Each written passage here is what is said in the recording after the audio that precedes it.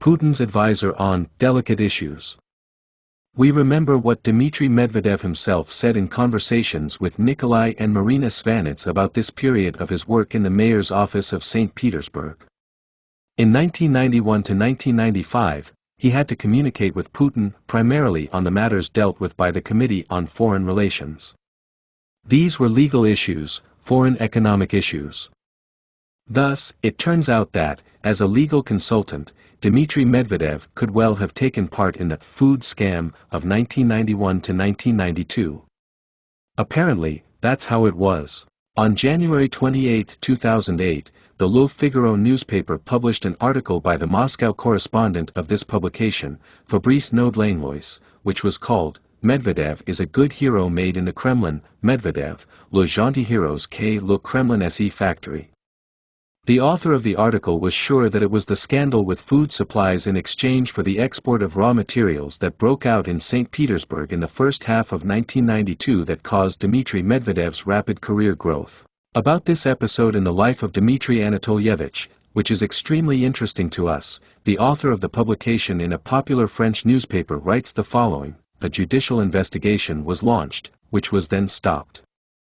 It was a young lawyer from the mayor's office, Medvedev, who managed to find legal flaws in a court case, who saved Putin then, says Alexei Mukhin, a political scientist and author of a book about Russian elites. It is difficult to say whether Putin really got rich then. But he was flippant by signing documents he shouldn't have signed. Putin was grateful to Medvedev and impressed by his professionalism, and therefore invited him to the Kremlin. In fact, of course, there was no lawsuit. For the simple reason that there was no initiation of a criminal case, there was no investigation, and his materials could not be submitted to the court. Apparently, the French journalist was captured by the European stereotype of the judiciary, which in many countries of Roman law is itself endowed with the functions of a judicial investigation. However, the phrase regarding the legal shortcomings that Medvedev allegedly found is quite remarkable. The point is this. Back in 2003, in the magazine, Profile, number 43, 362, dated November 17, 2003, Irina Vayanova's article, The Kremlin Vizier, was published. The article was devoted to the story of Dmitry Medvedev in connection with his appointment to the post of head of the administration of the President of the Russian Federation. From communication with St. Petersburg sources of information, the author of the publication found out that at the time when Dmitry Medvedev worked in St. Petersburg, among local journalists, he was firmly entrenched in the reputation of the most inconspicuous official of the Anatoly Sobchak team. Which, however, did not mean distrust of him on the part of Anatoly Sobchak, Irina Vayanova noted in her article. Knowledgeable people say, in Smolny, Medvedev worked in his specialty, that is, he was engaged in the development and execution of transactions, contracts and various investment projects. Simply put, he provided the legal side of the economic activities of the new St. Petersburg authorities. For which it is not at all necessary, if not to say undesirable, to constantly flicker in public. In this scenario, it turns out that Dmitry Medvedev, both theoretically and practically, could take an active part in the legal support of barter transactions for food supplies from abroad in exchange for the export of raw materials. After all, it was not about penny sums. How this food scam ended, we already know. It is impossible not to quote again the words of Dmitry Medvedev's direct boss for work in the St. Petersburg mayor's office, Vladimir Putin, who, in his book published in early 2000, spoke about the reasons for the collapse of the food in exchange for raw materials scheme. It was necessary to work more closely with law enforcement organs and stick to knock out the promises from these firms. But it was pointless to sue them, they dissolved immediately, they stopped their activities, exported their goods. In fact, they had nothing to show. That is, firms that were given licenses to export raw materials abroad in exchange for counter-deliveries of food to St. Petersburg behaved so cunningly that legally no claims could be made against them. In the already mentioned report, Putin is the president of a corrupt oligarchy. Marina Solier remarked in March 2000, Putin is a lawyer by education. He could not have been unaware that presenting contracts to the court is really pointless, the court should have dismissed the claim. But not because the firms chosen by Putin himself dissolved without a trace, but because of the absolute legal inferiority of the contracts concluded by the FAC in the person of the same V. Putin or A. Anikin. What was the legal inferiority and nullity of these agreements? In her report, Marina Sali cites some of the most egregious examples. According to Marina Evgenievna, absolutely all the contracts were legally void. As already mentioned, the signatures and seals of each of the contracting parties were often missing both on the contracts themselves and on their integral annexes. Some of the contracts did not have dates for their conclusion. In 2 treaties, there were no annexes indicated in the texts of these treaties. In contract number 1292, the number of the contract was corrected from number 9 to number 12, and the old one, number 9, was preserved in the appendix to it. In 4 contracts concluded by the Committee for External Relations of the St. Putin, opposite his last name, first name and patronymic, written clearly, is the signature of his deputy, A.G. Anikina. Much, if not all, is now falling into place. Competent legal advice on how to draw up the text of the contract in order to earn good money and so that criminal liability does not come in court is worth a lot.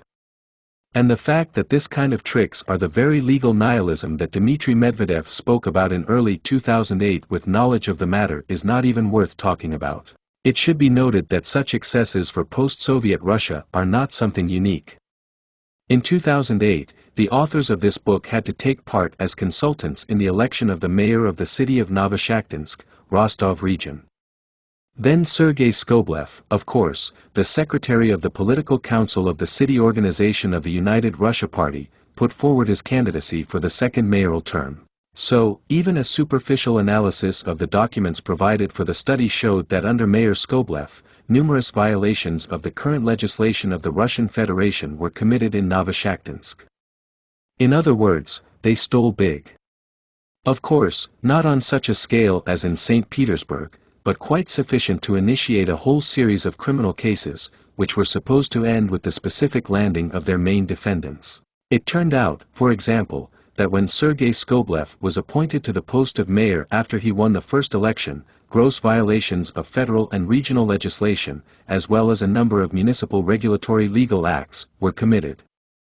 These violations led to the fact that Sergei Skoblev was actually an illegitimate mayor, whose orders were legally void and not binding, but which, nevertheless, were executed for some reason.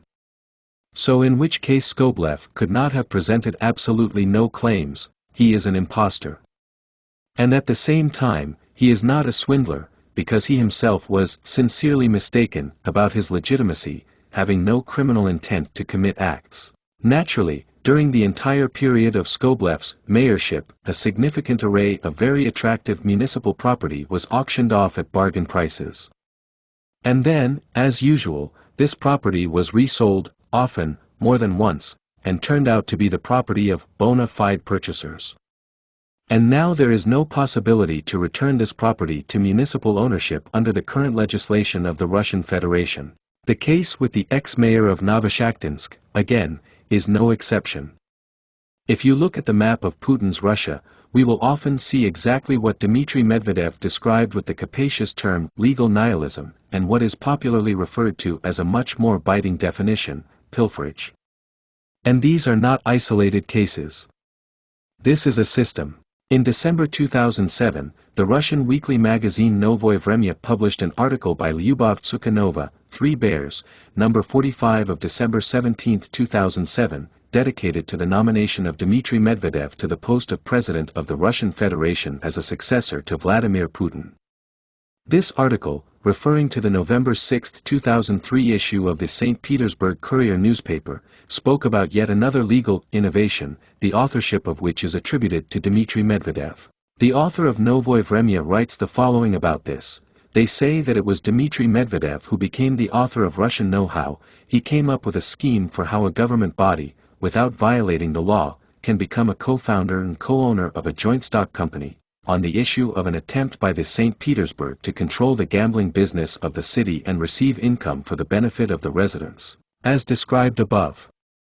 The essence of the scheme is as follows. the company rents premises and land from the state, for which it seems to pay a certain amount. However, the money does not go to the budget, they become a contribution from the state body to the authorized capital of the joint stock company. A beautiful scheme, de jure legal, de facto means what the state seems to be fighting against, the merging of power and business. A little earlier, the same magazine Novoye Vremya, number 18 dated June 15, 2007, published an article by Ilya Barabanov, Birds of Petrov's Nest, dedicated to another St. Petersburg fraud. It was about the St. Petersburg Corporation, 20th Trust, the certificate of registration of which as a legal entity on October 20, 1992 was signed by the chairman of the Committee for External Relations of the St. Petersburg Mayor's Office Vladimir Putin. In this publication, we are interested in a small fragment that explains the reason for the trust that Vladimir Putin had in relation to Dmitry Medvedev. Let us quote this quote with minor abbreviations. Many officials who were related to the 20th Trust Corporation made rapid careers. The New Times has already written about one of them, associated with First Deputy Prime Minister Dmitry Medvedev, who was involved in serious financial flows controlled by the Committee on Foreign Relations. A source who wished to remain anonymous told the New Times that it was Medvedev who carried out Vladimir Putin's instructions to transfer funds to various construction projects. In those days, they say, the head of the corporation, Sergei Nikishin, could easily call the future president of Russia and inform him of the need to transfer the amount of several $1 million to restore an Orthodox church in Greece. Medvedev controlled this transfer. Nothing is known about the fate of this money. Money left through the famous Bank Russia of the Kovalchuk brothers. The bank's office was located on the first floor of Smolny, and, according to the New Times sources, investors who turned to Vladimir Putin could get the go-ahead for their project only on one condition: everything had to be carried out through the Rossiya Bank. Perhaps there is nothing to add to this quote. And now it's time to move on to the story of the most, perhaps, the most closed period in the pre-Kremlin life of Dmitry Medvedev, about which he himself does not like to talk. Law school businessmen. In the canonical biography of Dmitry Anatolyevich, the book by Nikolai and Marina Svanets, Medvedev, several extremely informative episodes are described, which, with the involvement of additional sources of information, make it possible to understand what kind of business, in fact, Dmitry Medvedev was engaged in the early 1990s. The chapter, on doing business, tells an apocryphal story allegedly circulating at the Faculty of Law of the Leningrad State University. Allegedly, at the very beginning of the 1990s, the dean of the Faculty of Law was talking on the stairs with Dmitry Medvedev and his classmate Anton Ivanov. Since January 26, 2005 he has been the chairman of the Supreme Arbitration Court of the Russian Federation, persuading them not to leave teaching work. At that time, in fact, many left the scientific and teaching environment. Qualified lawyers in business structures could earn money incomparable with what they were paid at the same Leningrad State University. So, the dean asked Medvedev and Ivanov to be patient a little, because soon they will earn a lot within the walls of their native university, $500 a month. Those in response smiled happily and answered that they were not going to go anywhere anyway, they were interested in LSU, they say. A few years later, it became clear how much young and enterprising lawyers earned on the side of legal practice and how ridiculous the salary promised by the dean of $500 a month seemed to them. Dmitry Medvedev himself said that, having graduated from Leningrad State University in 1987, by the time he defended his PhD thesis, in 1990, he was already actively practicing law, earning money outside the university. At first, these were one-time orders, which at that time were paid quite well, and then, as Nikolai and Marina Svanets write, Dmitry Medvedev and his classmates decided, the Ivanov-Medvedev LSU Troika, in 1990, create a small business for three founders. This is a legal consulting firm, Bulfort. The history of this small enterprise in the story of a classmate of Dmitry Medvedev, Ilya Elyseev, now he is the deputy chairman of the board of OJSC Gazprom Bank, turned out to be very short-lived. In the early 1990s, law firms in St. Petersburg began to appear en masse. Despite the fact that Bulfort was one of the first companies of its kind in the city, competition increased. And, as a natural consequence of the development of this market segment, the demand for qualified lawyers who would accompany the activities of one or several companies at once began to increase. Each of the founders, Dmitry Medvedev, Anton Ivanov and Ilya Aleseev, also drew such corporate clients. Therefore, the relevance of maintaining a joint law firm gradually faded away, and soon the Balfour Company ceased to exist. Dmitry Medvedev told Nikolai and Marina Svanets that it was then that he began to understand how much more opportunities corporate law provides for professional growth. Dmitry Anatolyevich, remaining a lecturer at the Faculty of Law of Leningrad State University and continuing to lecture on civil and Roman law, began to cooperate with a number of large structures. With one of them, the Ilim Pulp Group, the fate of Dmitry Medvedev turned out to be connected for a long time, from 1993 to 1999. But we will talk about this in more detail below, especially since Dmitry Anatolyevich himself prefers not to talk too much about his work at Ilim Pulp. And now let's get back to the stories about the Balfour consulting firm. The fact is that, according to the Vedomosti newspaper, the article, The Most Humane Successor, December 11, 2007, the Balfour consulting and law firm was established by former classmates Dmitry Medvedev, Anton Ivanov and Ilya Aleseev not in 1990, and in 1994.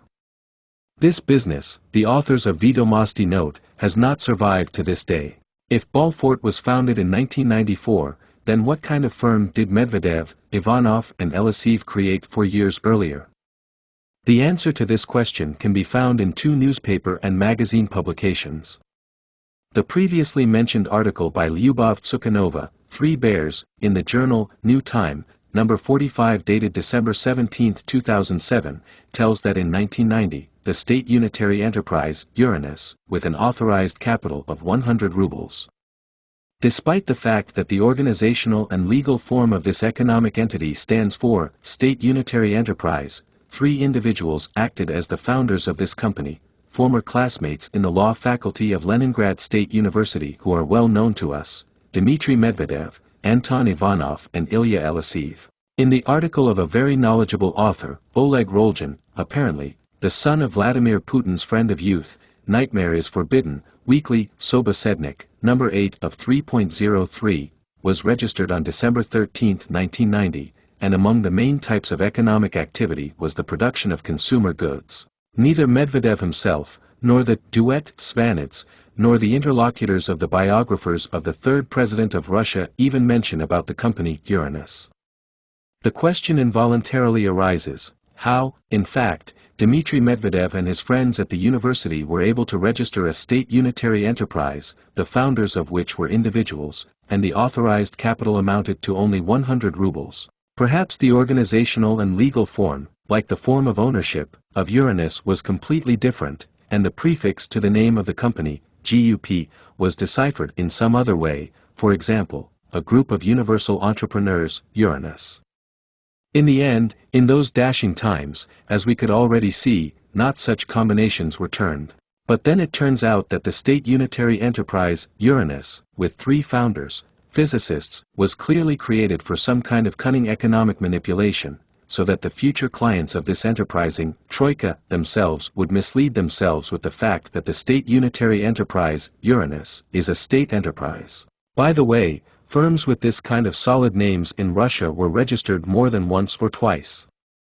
For example, in 2000, in just a couple of days and 2 bottles of cognac, one of the authors of this book managed to register a limited liability company with the frightening name Saratov Audit Control and Audit Office, KRU Saratov Audit Control, in the registration chamber of the Saratov region, the founders which 2 individuals began, and for several months, as Dmitry Medvedev once did, in strict accordance with the current legislation of the Russian Federation, even generate income by sending out letters on the letterhead of this legal entity.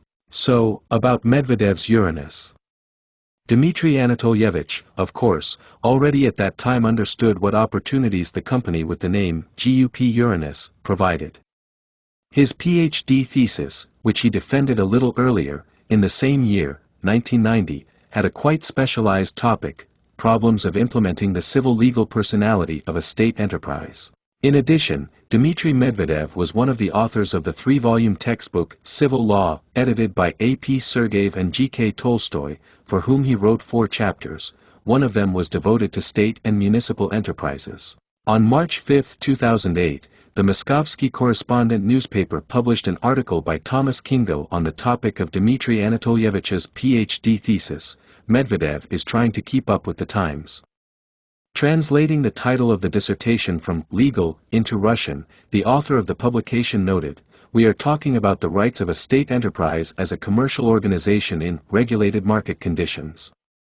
This, as stated in the abstract, is, in particular, the scientific novelty of Dmitry Medvedev's research." The author proposed a legal mechanism for the liquidation of insolvent state-owned enterprises, which, according to the author of the dissertation, was also a scientific novelty.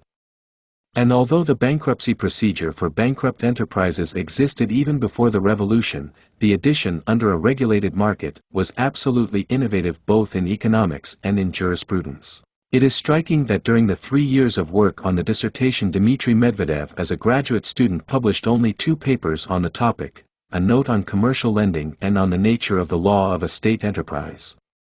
There are only 12 pages in total. About the enterprise, Uranus, as already mentioned, in the book of Nikolai and Marina Svanets, Medvedev, not a word is said.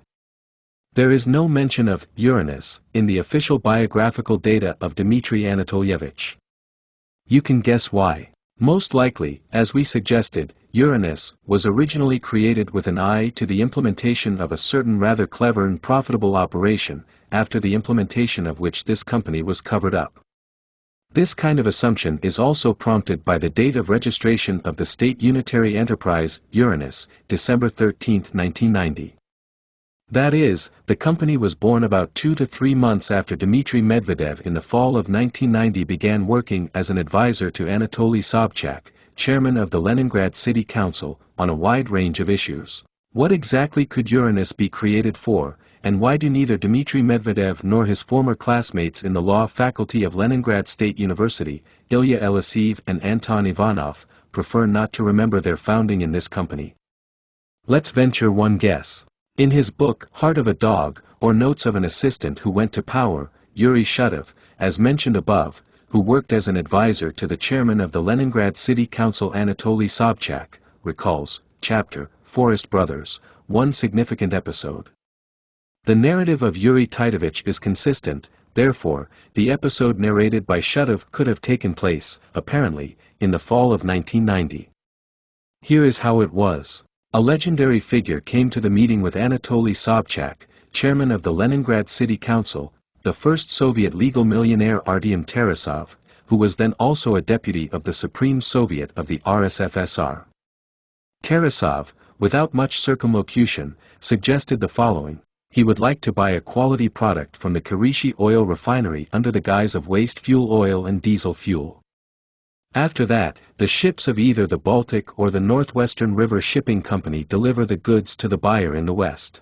Tarasov, who headed the Istok Foreign Economic Association at that time, asked Sobchak to help him in 2 matters: to persuade the producers of the goods to sell it at the lowest possible price, and the transport workers to take it to Europe for a moderate fee. At the same time, Tarasov expressed his readiness to give Leningrad 80% of the net profit from this transaction. Sobchak, as Yuri Shutov recalled, was extremely interested in the deal, but Shutov asked his boss a reasonable question: who would determine the expenditure side of this deal and, most importantly, the real selling price abroad? If Artyom Tarasov was entrusted with this, then, Yuri Shutov feared, the profit from the transaction could well turn out to be 0, and 80% of 0 would go to Leningrad and Sobchak personally for all his troubles. Artyom Tarasov himself, in his book Millionaire, published by the Moscow publishing house Vagrius in 2004, did not recall anything like that. But at the same time, in the penultimate paragraph of the chapter, Say a Word About the Poor Rich, he ranked Anatoly Sobchak among his circle of friends. And at the very beginning of the chapter, misfortune is not in money, but in their quantity. He even told about his meeting at the Mariinsky Palace with the chairman of the Leningrad City Council, A.A. Sobchak, who at one time, they say, offered Tarasov to become chairman of the Leningrad City Executive Committee and his first deputy. The result of Tarasov's visit to Sobchak, as Yuri Tidov recalled, was as follows: "We didn't return to this case again, but, as I heard, the scam took place, and the figure of the stolen $30 million was included in the scandalous and criminal chronicle of newspaper pages for a long time." And one more quote from the book by Yuri Shutov. Telling in a lively manner, with attempts on the traditions of a picaresque novel, about his work with Anatoly Sobchak, Yuri Tidovich at the beginning of the chapter, Companions, tells about the morals that reigned in Sobchak's alma mater of those years, Leningrad State University. According to Shutov's memoirs, at that time representatives of professors of Leningrad State University actively hit the business. One of these hereditary professors pulled off a large-scale scam with a bank loan, having managed to deftly deceive Estonian bankers for several $1 million. According to Shutov, the university mentor of youth performed the scam through a tiny cooperative, registered by him within the walls of the former Petrine Collegiums of the current Leningrad State University. The Balts asked Sobchak to protect an Estonian bank from an academic robber in the then unified state. Patron, having figured it out, was in a slight shock from the luck of the university colleague. After that, he quickly brought the swindler closer to himself, appointing him to a position with the duty to advise and the right to rob by the day, but already on a state scale. End of quote. And, no comment. On May 18, 2011, a few hours before Dmitry Medvedev's large-scale press conference in Skolkovo, the Echo Moskvy radio station held another interactive broadcast, during which radio listeners were asked to formulate questions, answers to which they would like to receive from the President of Russia. One of these questions was asked by a radio listener named Lena from St. Petersburg State University, and Kropachev actually did a lot of things at the university. Back in mid-September 2009, 400 students from St. Petersburg University addressed an open letter to the President of the Russian Federation D.A. Medvedev demanding the resignation of Rector Kropachev, accusing him of corruption, incompetence, persecution of dissent, voluntarism, creating an environment of total pressure and control. It is noteworthy that the text of the appeal could not be posted on Medvedev's personal website. The moderators deleted it, as a result of which the students of St. Petersburg University had to place their letter in the media. Later, on August 27, 2010, President Dmitry Medvedev received another appeal from St. Petersburg State University. This time, in the form of a video-recorded monologue by Sergei Samoletov, associate professor of St. Petersburg University, chairman of the Universin Trade Union, who told a lot of negative things about Rector Kropachev, describing his management style as administrative and legal lawlessness. The result of both calls was no. As you can see, the new traditions of Leningrad State University SPBU, which began to appear in the late 1980s, which Yuri Shutov spoke about, were further developed after Dmitry Medvedev, the scientific advisor of the future third president of Russia, Dmitry Medvedev, was appointed by him to the post of rector of St. Petersburg State University. However, the situation around St. Petersburg State University and the activities of Nikolai Kropachev as its rector is a topic that goes beyond the scope of this book. Ilim Pulp and Medvedev. Today OJSC Ilim Group, headquartered in St. Petersburg, is one of the largest corporations in the pulp and paper complex in Russia. Suffice it to say that Ilim Enterprises produce up to 60% of Russian pulp and up to a quarter of the annual volume of cardboard produced in Russia. Ilim is owned by the Swiss company Ilim Holding, 50% of whose shares since the end of 2006 have been owned by the world's largest timber corporation International Paper, headquartered in Memphis, USA. The remaining half of the shares of Ilim Holding is owned in equal shares by the chairman of the board of directors, Zahar Smushkin, as well as members of the board of directors, Boris and Mikhail Zingarovich and Leonid Yerokhimovich. It will not be a particular exaggeration to say that the history of the Ilim Pulp Company, without delving into excessive detail, we will henceforth call this company that, was in many respects similar to the history of similar large businesses of the era of initial accumulation of capital in the post-Soviet space. Accusations of murders and attempts on life, suspicions of non-payment of taxes and fraud, legal proceedings, searches, and so on and so forth. But this is not what we are interested in. Interest in Dmitry Medvedev's work at Ilim Pulp was on the public agenda when he was named as Vladimir Putin's successor to the post of President of Russia in December 2007. Soon, on February 15, 2008, a deputy of the State Duma of the Federal Assembly of the Russian Federation of the Fifth Convocation from the Communist Party faction Nikolai Kolomaitsev submitted a protocol instruction to the Duma Committee on Constitutional Legislation and State Building and the Security Committee. Kolomaitsev asked the leadership of the Duma committees to make an inquiry to the Central Election Commission, CEC, of the Russian Federation and the Federal Tax Service about how reliable the data contained in the declaration on the financial situation of presidential candidate Dmitry Medvedev was, whether information about his income in the commercial field was verified, in particular, in Ilim Pulp enterprise. Nikolai Kolomaitsev's order caused a stormy reaction in the camp of the Duma, United Russia. Nezavisimaya Gazeta, in its issue of February 18, 2008, described what was happening as follows: naturally, the Duma majority did not share the curiosity of Nikolai Kolomaitsev, rejecting the proposal to request the CEC. Let's note, protocol orders that are usually unnecessary for United Russia are rejected without unnecessary emotions. But this time, Alexander Moskaleets, the first deputy chairman of the Duma Committee on Constitutional Legislation, was fired against a deputy from the Communist Party of the Russian Federation. He accused Kolomaitsev of trying to undermine the honor and dignity of candidate Medvedev. According to United Russia, the requirement to check media information is already a way of giving birth to rumors, speculation, idle reasoning, and in general, this is a political trick. It turned out that along with Medvedev, the basic law could also suffer. Regarding speculation, Nezavisimaya Gazeta then noted that the initiative of the communists most likely relied on rumors about Dmitry Medvedev's real estate, which, in fact, were circulating in the State Duma at that time. It was said that Medvedev owns an apartment in an elite residential complex in Moscow, the presence of which he did not indicate in his declaration. However, it was difficult to call it rumors. As early as January 10, 2008, Novaya Gazeta published an article by the criminal reporter of this publication, Sergei Konev, following the tax declarations of presidential candidates. Part 1, dedicated to real estate, which at that time belonged to Dmitry Medvedev. Sergei Konev found out that Medvedev owns 2 apartments. One, with an area of 364.5 square meters and located in the elite residential complex, Golden Keys, 1, on Minskaya Street, it was indicated in the declaration.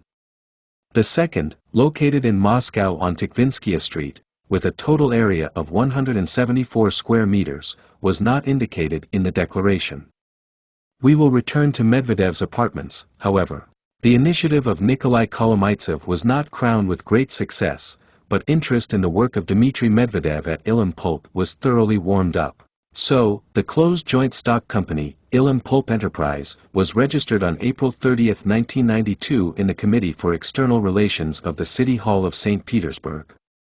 At the first stage of its activity, Ilim Pulp specialized only in the export of pulp and paper products. Soon, the owners of Ilim Pulp realized that you couldn't earn much money from export alone, and they made a quite reasonable decision, to acquire a number of timber processing and logging organizations.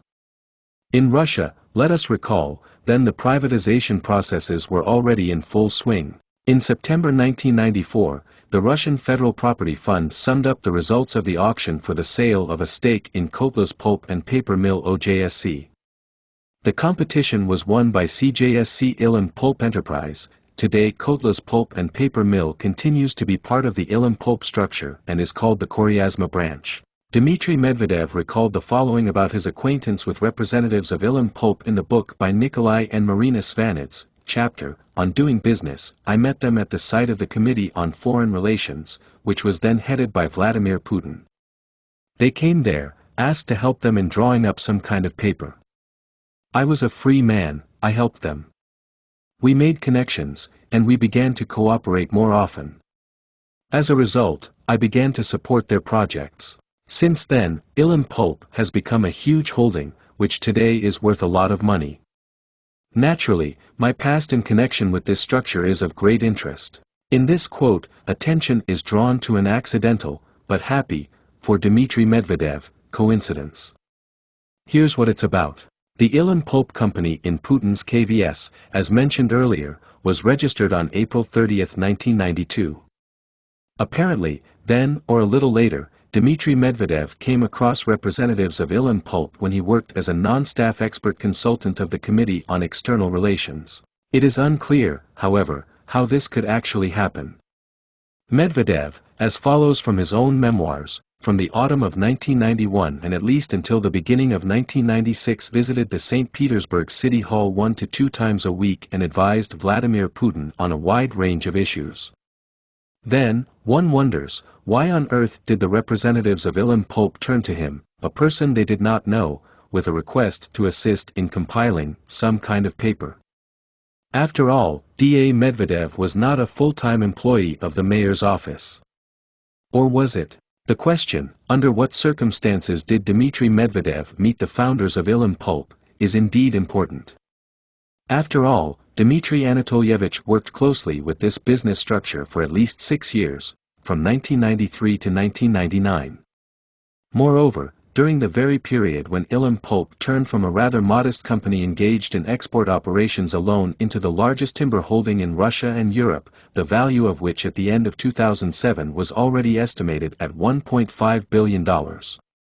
Let's try to understand this in more detail. Theoretically, Medvedev, together with his former classmates Ivanov and Eliseev, could receive regularly paid, for example, through the settlement account of the above-mentioned state unitary enterprise, Uranus, contracts for legal services for the activities of the Committee on Foreign Relations.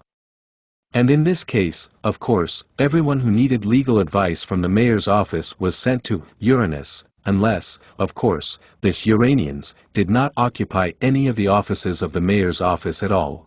There could be another option. Representatives of Ilim Pulp were advised to turn to Dmitry Medvedev by none other than the head of the KBC, Vladimir Putin, who, as we remember, highly appreciated Dmitry Anatolyevich as a specialist in the securities market. And Ilim Pulp Enterprise initially had an organizational and legal form in the form of a closed joint stock company. True, there is another version that tells about the history of Dmitry Medvedev's entry into the Ilim Pulp holding. Oleg Rolgin, a columnist for the Sobosednik Weekly, told her in the article, Medvedev's Business Circle, number 18 of May 11, 2011, according to rumors, Medvedev was involved in this business by his wife Svetlana. According to the Sobosednik, Svetlana Medvedeva has a really good relationship with Tatyana Zingarovich, the wife of the owner of Ilim. Whether this concerns their business or family ties, it was not possible to find out. However, in St. Petersburg, the Zingarovichs live next door to the house of the future First Lady and the President himself, on Bukarestskia Street. Officially, Medvedev is now distancing himself from forest affairs, but last year Mikhail Mashiashvili, who previously held a similar position at Ilim Pulp, was appointed CEO of the Skolkovo Innovation Center. The media has repeatedly said that Dmitry Medvedev was once among the founders of Ilim Pulp. Dmitry Anatolyevich himself in the book, Medvedev, speaks about this very evasively. At first I was even among the co-owners in one of the companies, the founders of the main holding. But then I left its founders and had nothing to do with the ownership of the company. This, too, is now of great interest. But attempts to calculate how many hundreds of millions of dollars fall on my lot are, unfortunately, groundless. As we have already said, the closed joint stock company, according to other sources, a joint venture, Ilim Pulp Enterprise, was registered on April 30, 1992 in the Committee for External Relations of the Mayor's Office of St. Petersburg, registry number AOL 1546, authorized capital, 1 million rubles. At that time, Dmitry Medvedev, judging by the data available in the public domain, had nothing to do with the Ilim Pulp Foundation. This happened later, according to information from a number of open sources, around December 1993. Although Medvedev himself does not speak directly about this in the book of Nikolai and Marina Svanets, it is known from publicly available data that he continued to work at Ilim Pulp, or, in the interpretation of Dmitry Anatolyevich, cooperate, support their projects, until autumn 1999. Telling Nikolai and Marina Svanets about this period, Dmitry Medvedev, chapter, on moving to Moscow, mentioned a phone call from Igor II, which was heard in early October. Second at that time worked as the head of the Secretariat of the Chairman of the Government of the Russian Federation, which, in turn, was headed by Vladimir Putin. Second gave Medvedev an invitation from Putin, who wanted to talk to him. Dmitry Medvedev came to Moscow and received an offer from Vladimir Putin to head the Federal Securities Commission. He replied that he was interested in the proposal, but he had to think for a few days. After thinking, I agreed. And a month later, in November 1999, he returned to Moscow to the post of Deputy Chief of Staff of the Government of the Russian Federation. This structure was then headed by Dmitry Kozak. Medvedev agreed with Putin that he would work in the government apparatus for a month and a half, get involved in bureaucratic life, after which he would be appointed to the post of head of the FCSM. Soon, in another conversation with Medvedev, Putin told him, quote from the memoirs of Dmitry Anatolyevich, "Look, if you want, I'll sign a submission to the Federal Securities Commission right now, or stay here, in the government. Either a premonition, or something else. But I said, while I stay here, I will help." He says, okay, I get it. It was December 29, 1999, and on December 31, 1999, Dmitry Medvedev, who left for St. Petersburg to celebrate the new year, found out that Vladimir Putin, already acting as president of the Russian Federation, signed a decree appointing him to the post of deputy head of the presidential administration of the Russian Federation. Meanwhile, there is an alternative version of Dmitry Medvedev's transfer to work in Moscow from St. Petersburg. There is where to retreat, behind Moscow. In the Russian media, a different version was repeatedly voiced, explaining the departure of Dmitry Medvedev from the Ilim Pulp Corporation. For example, in an article by Alexei Krashikov and Irina Kazik in Nezavisimaya Gazeta, Brotherly Business, subheading Forest Lobbyists. Some internal contradictions, as a result of which Dmitry Anatolyevich was actually squeezed out of the holding by one of its main owners, Zahar Smushkin. This version was often replicated in the media, but it is unlikely that it seems to be true. In the already cited article by Irina Vayanova, The Kremlin Vizier, Profil magazine, November 2003, the reasons for Dmitry Medvedev's departure from Ilim Pulp are completely different. Briefly describing the history of Medvedev's stay in the timber holding from 1993 to 1999, Irina Vayanova noted that Dmitry Anatolyevich's activities in the commercial field almost ended in a scandal. In the new company, Medvedev naturally became director of legal affairs. At first, everything seemed to be going well. In 1998, Medvedev even joined the board of directors of one of the largest enterprises owned by the firm, the Bratsk timber plant. However, Medvedev's business partners did not differ in special cleanliness in doing business. In the autumn of 1999, realizing that the case was steadily heading towards an unpleasant trial, Medvedev hastily left the ranks of the Ilim leadership and resigned from the founders of Finzel. Just at the moment when the state began checking the legality of a number of Ilim's privatization projects. As a result of which, for example, the illegality of the privatization of one of the largest enterprises of ZAO, the Kotlas Pulp and Paper Mill, was revealed. But this had nothing to do with Medvedev. And by that time he no longer lived in St. Petersburg. Already in November 1999, the staff of the Department of Civil Law, with sincere regret, sent Associate Professor Medvedev to public service in Moscow, where Medvedev was assigned to the position of Deputy Chief of Staff of the government Dmitry Kozak, and in December he became deputy head of the Kremlin administration Alexander Voloshin. Indeed, from October 14 to November 16, 1999, the Accounts Chamber of the Russian Federation conducted an audit of the legality of the sale by the Russian Federal Property Fund of a stake in the Kotlas Pulp and Paper Mill to the Ilim Pulp Enterprise Company.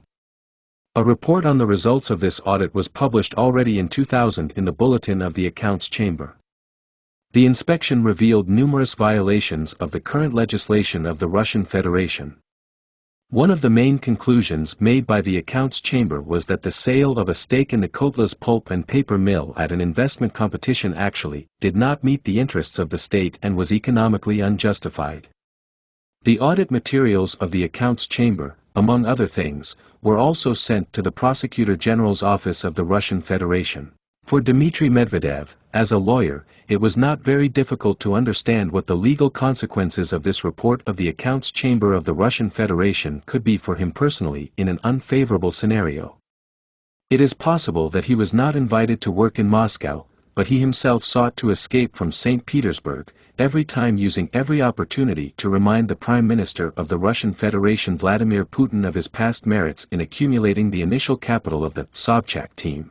It can be said that in some ways the situation for Dmitry Medvedev was reminiscent of the events of winter, early spring of 1992, when Vladimir Putin himself found himself under a similar sword of Damocles in connection with the implementation of a large-scale food scam by the St. Petersburg mayor's office.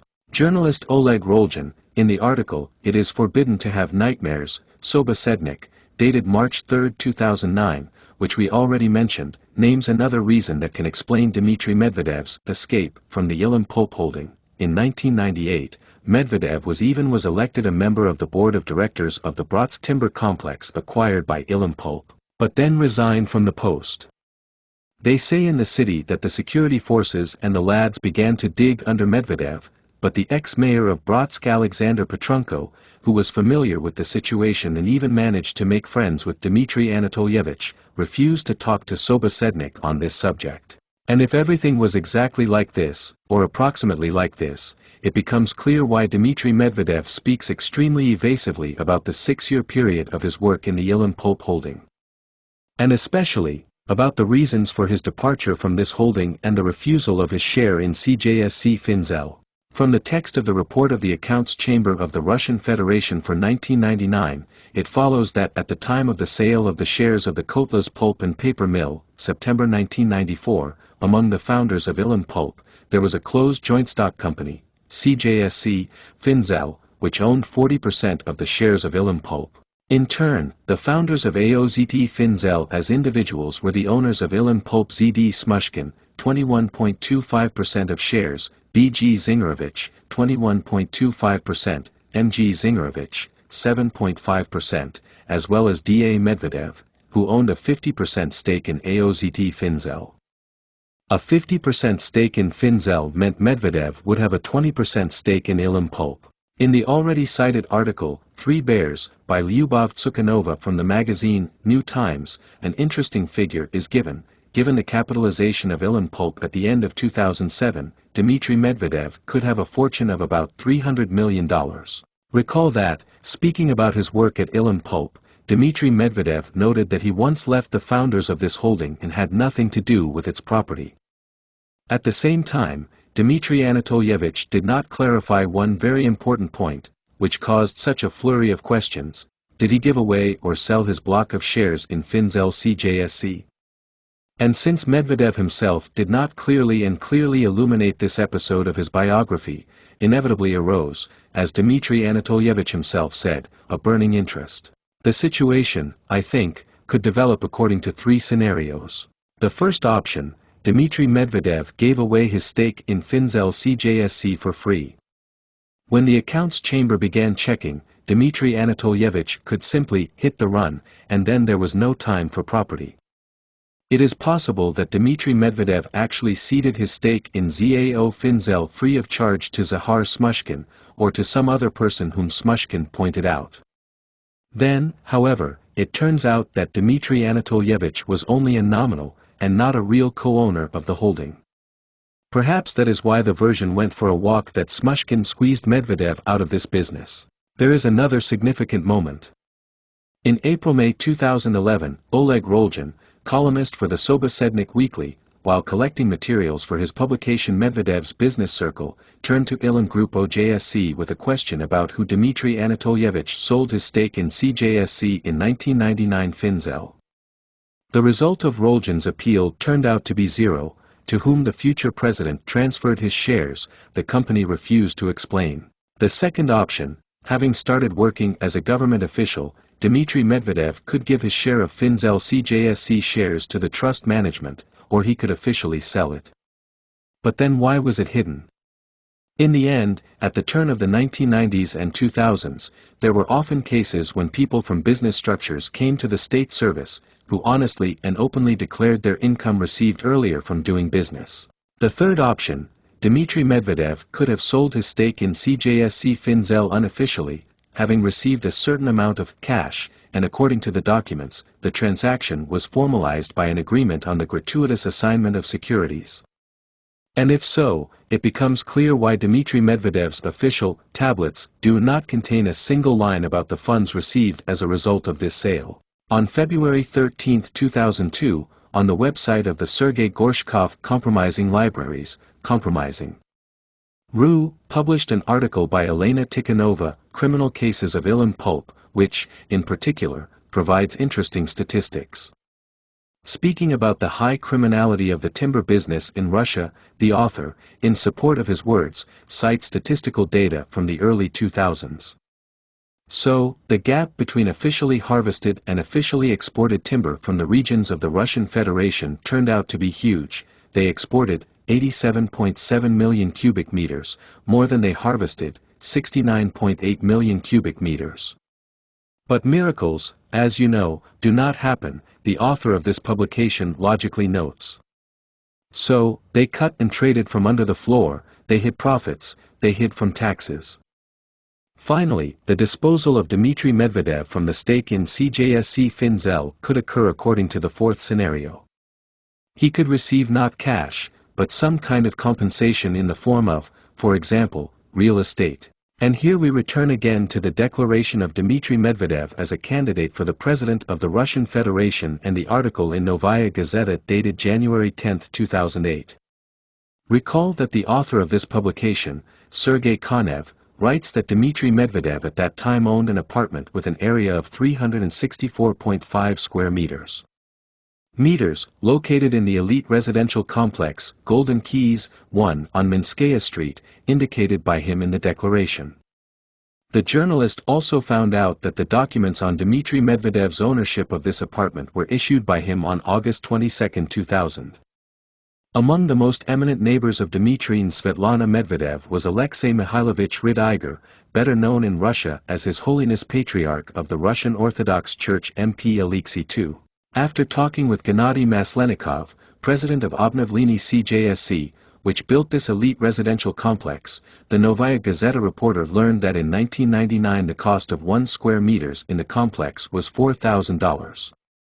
And the market value of apartments in the Golden Keys, 1, at the end of 2007 was difficult to assess at all. The price depends on the finish, said Gennady Maslenikov. According to him, a 7-room apartment with a VIP renovation in this house, with a total area of 286 square meters, was sold for $5,650,000. One of the 5-room apartments was sold in 2007 for €3,200,000. The author of Novaya Gazeta, in addition, learned that before the Medvedevs moved to Moscow, their future apartment was under arrest for a year and a half. Several intermediary firms were suing because of it. But in June 2000, by decision of the arbitration court, the ownership of the future Medvedev's apartment was transferred to Lloydies LLC, which sold it to new owners. Igor Shlyaktin, general director of Lloydies LLC, refused to disclose the terms of the deal. According to Novaya Gazeta reporter Sergei Konev, the apartment was originally designed by Svetlana Medvedeva, who bought only 35 square meters. And the rest of the money for the apartment was contributed by the administration of the President of the Russian Federation.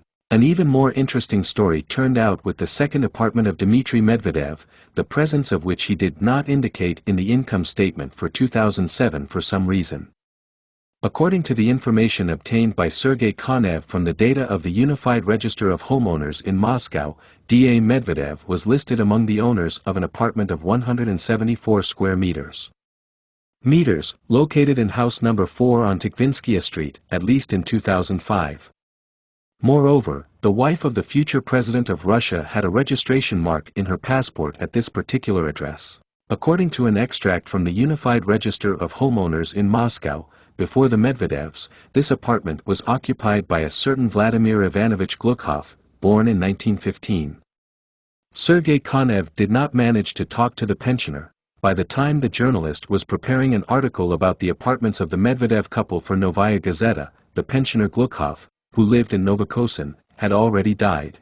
Among the neighbors of the Medvedevs in the house on Tikvinskaya Street, there were also not the most ordinary people, the chairman of the Constitutional Court of the Russian Federation Valery Zorkin, as well as the head of the Ministry of Internal Affairs of the Russian Federation Rashid Nurgalayev. Alas, the date when Dmitry Medvedev took ownership of the Tikhvin apartment remained unknown. Is this apartment now owned by Medvedev? Under what circumstances was it acquired by him and with what funds? Could this apartment have been purchased with funds received from Medvedev's sale of a stake in CJSC Finzel? Dmitry Anatolyevich, of course, can answer these and many other questions. If, of course, he wants to. How? Hurricane, in the 90s. In open sources, you can find information that in 1994, that is, when Ilim Pulp was actively engaged in privatization in the timber industry, Dmitry Medvedev was appointed director of Inur LLP, which was a subsidiary of Ilim Pulp Enterprise. In the official biography of Dmitry Anatolyevich, for some reason, there is not a word about working in this company, albeit part-time. Moreover, Medvedev himself says the exact opposite about the holding's legal support. I was not part of the staff of the legal service of this holding. People worked there on a permanent basis, and I worked, as they say, part-time, remaining a full-time university teacher. We led large projects, were engaged in the development of the business itself, its promotion both in Russia and abroad. In my opinion, they worked well, quite productively, observing the laws. That is why they created the largest holding in their industry. These are the words Dmitry Medvedev summed up the years of his work in the Ilim Pulp holding in the book by Nikolai and Marina Svanets. And now, an assessment of a different kind. In December 2007, the American Russian-language internet publication Washington Profile under the heading, Letter from Moscow, published an article by Ph.D. Here is a quote from this text. Judging by the published materials, D. Medvedev has been the legal director of Ilim Pulp Enterprise since 1993. He held the same position at the beginning of the audit that the Accounts Chamber of the Russian Federation conducted from October 14 to October 16, November 1999. Consequently, he personally made a significant contribution to the development of the named holding, which grew in the 1990s into a giant of the Russian timber industry complex. This growth was ensured, first of all, by the efforts of the holding's lawyers. As the example of the Kotlas pulp and paper mill shows, it was carried out through the legal capture of the largest pulp and paper mills and timber enterprises, formerly state-owned, but shortly before that corporatized, by manipulating their securities. Familiarization with the report of the Accounts Chamber allows us to conclude that the legal technologies used for these purposes were not original. Similar methods are described in detail, for example, in the verdict on charges against him, Khodorkovsky and other leaders of the Yukos Oil Company. Thus, the funds transferred on account of obligations under the investment program, a necessary condition for privatization, were actually returned to the investor the very next day after the transfer. The high assessment of D. Medvedev's qualifications in transactions with securities, confirmed by the effectiveness of the above-described activity in seizing timber industry facilities by new owners of the Russian forest, is also evidenced by the fact that, according to V. Putin himself, he was going to make him head of the Federal Securities Commissions. However, the experience gained by D. Medvedev in the dashing 90s is very specific. It suggests a deformation of the legal consciousness and morality of such a lawyer. And, perhaps, the last quote from the book by Nikolai and Marina Svanets, Medvedev. Nikolai Svanets, asking Dmitry Anatolyevich another question, talks about the 1990s, that the legislation of that time did not meet the realities of the time. And, they say, for business, this situation was very convenient. On the one hand, it was possible, using white spots, to bypass certain slingshots. On the other hand, all these imperfections gave businesses the opportunity to reform the legislative framework. Dmitry Medvedev was extremely frank in his answer. Yes, they did not form any legislative base, but simply took full advantage of the situation. To a certain extent, this answer can be perceived as how Dmitry Anatolyevich himself assessed, among other things, his work in Russian business in the 1990s. In fact, it's probably better not to say. Chapter 3. Lobbying Putin Style. In this chapter, we decided to collect several stories that clearly demonstrate how Vladimir Putin and his associates in the government of the Russian Federation and the United Russia Party relate to the main postulates of the civilized market, which they themselves do not get tired of repeating: freedom of competition and the social responsibility of entrepreneurship. For greater persuasiveness, we have chosen specific examples of the manifestation of economic initiative and direct lobbying, which illustrate both what is happening at the federal level and what is happening in the regions, so that everyone who still doubts that we are talking about a trend, and not about particular exceptions to the general rule, all illusions have disappeared on this score. So, in network coverage area. On July 1, 2009, deputies of the State Duma of the Federal Assembly of the Russian Federation adopted in the first reading the draft federal law on amendments to Article 2 of the Federal Law on Communications. The draft submitted by Deputy Vladimir Gorbachev proposed detailing and clarifying the legal status of antenna mast structures, AMS, which are installed by organizations engaged in telecommunications, including mobile operators. As a result, a lively controversy unfolded between Rostekhnadzor and mobile operators, which spilled over into the media. It should be noted that 2 years ago, Russian conspiracy theorists became interested in the problem of electromagnetic radiation emanating from the notorious emitter towers installed in all residential areas of large settlements in our country. By the way, one of the first materials posted on the conspirology.org website was the article "Weapons of Mass Destruction of the Brain." Apparently, government officials noticed this publication, which, apparently, was the reason for accelerating the amendments to the law on communications. In fairness, it must be said that the draft law on amending the federal law on communications was first introduced to the State Duma on January 15, 2009. Then this was repeated several more times, and only on July 1 it was considered by the deputies of the State Duma in the first reading. When considering the bill in the first reading, as mentioned above, it was presented to the deputies by Vladimir Gorbachev, a member of the United Russia faction, deputy chairman of the Duma Committee on Information Policy, Information Technologies and Communications. What was the essence of the contradictions between the position of the initiators of the draft law submitted to the State Duma and the position of Rostekhnadzor?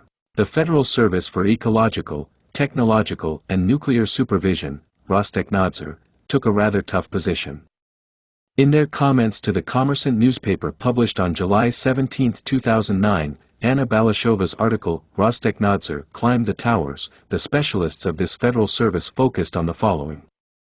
Most towers and antenna mast structures, of domestic mobile operators illegal.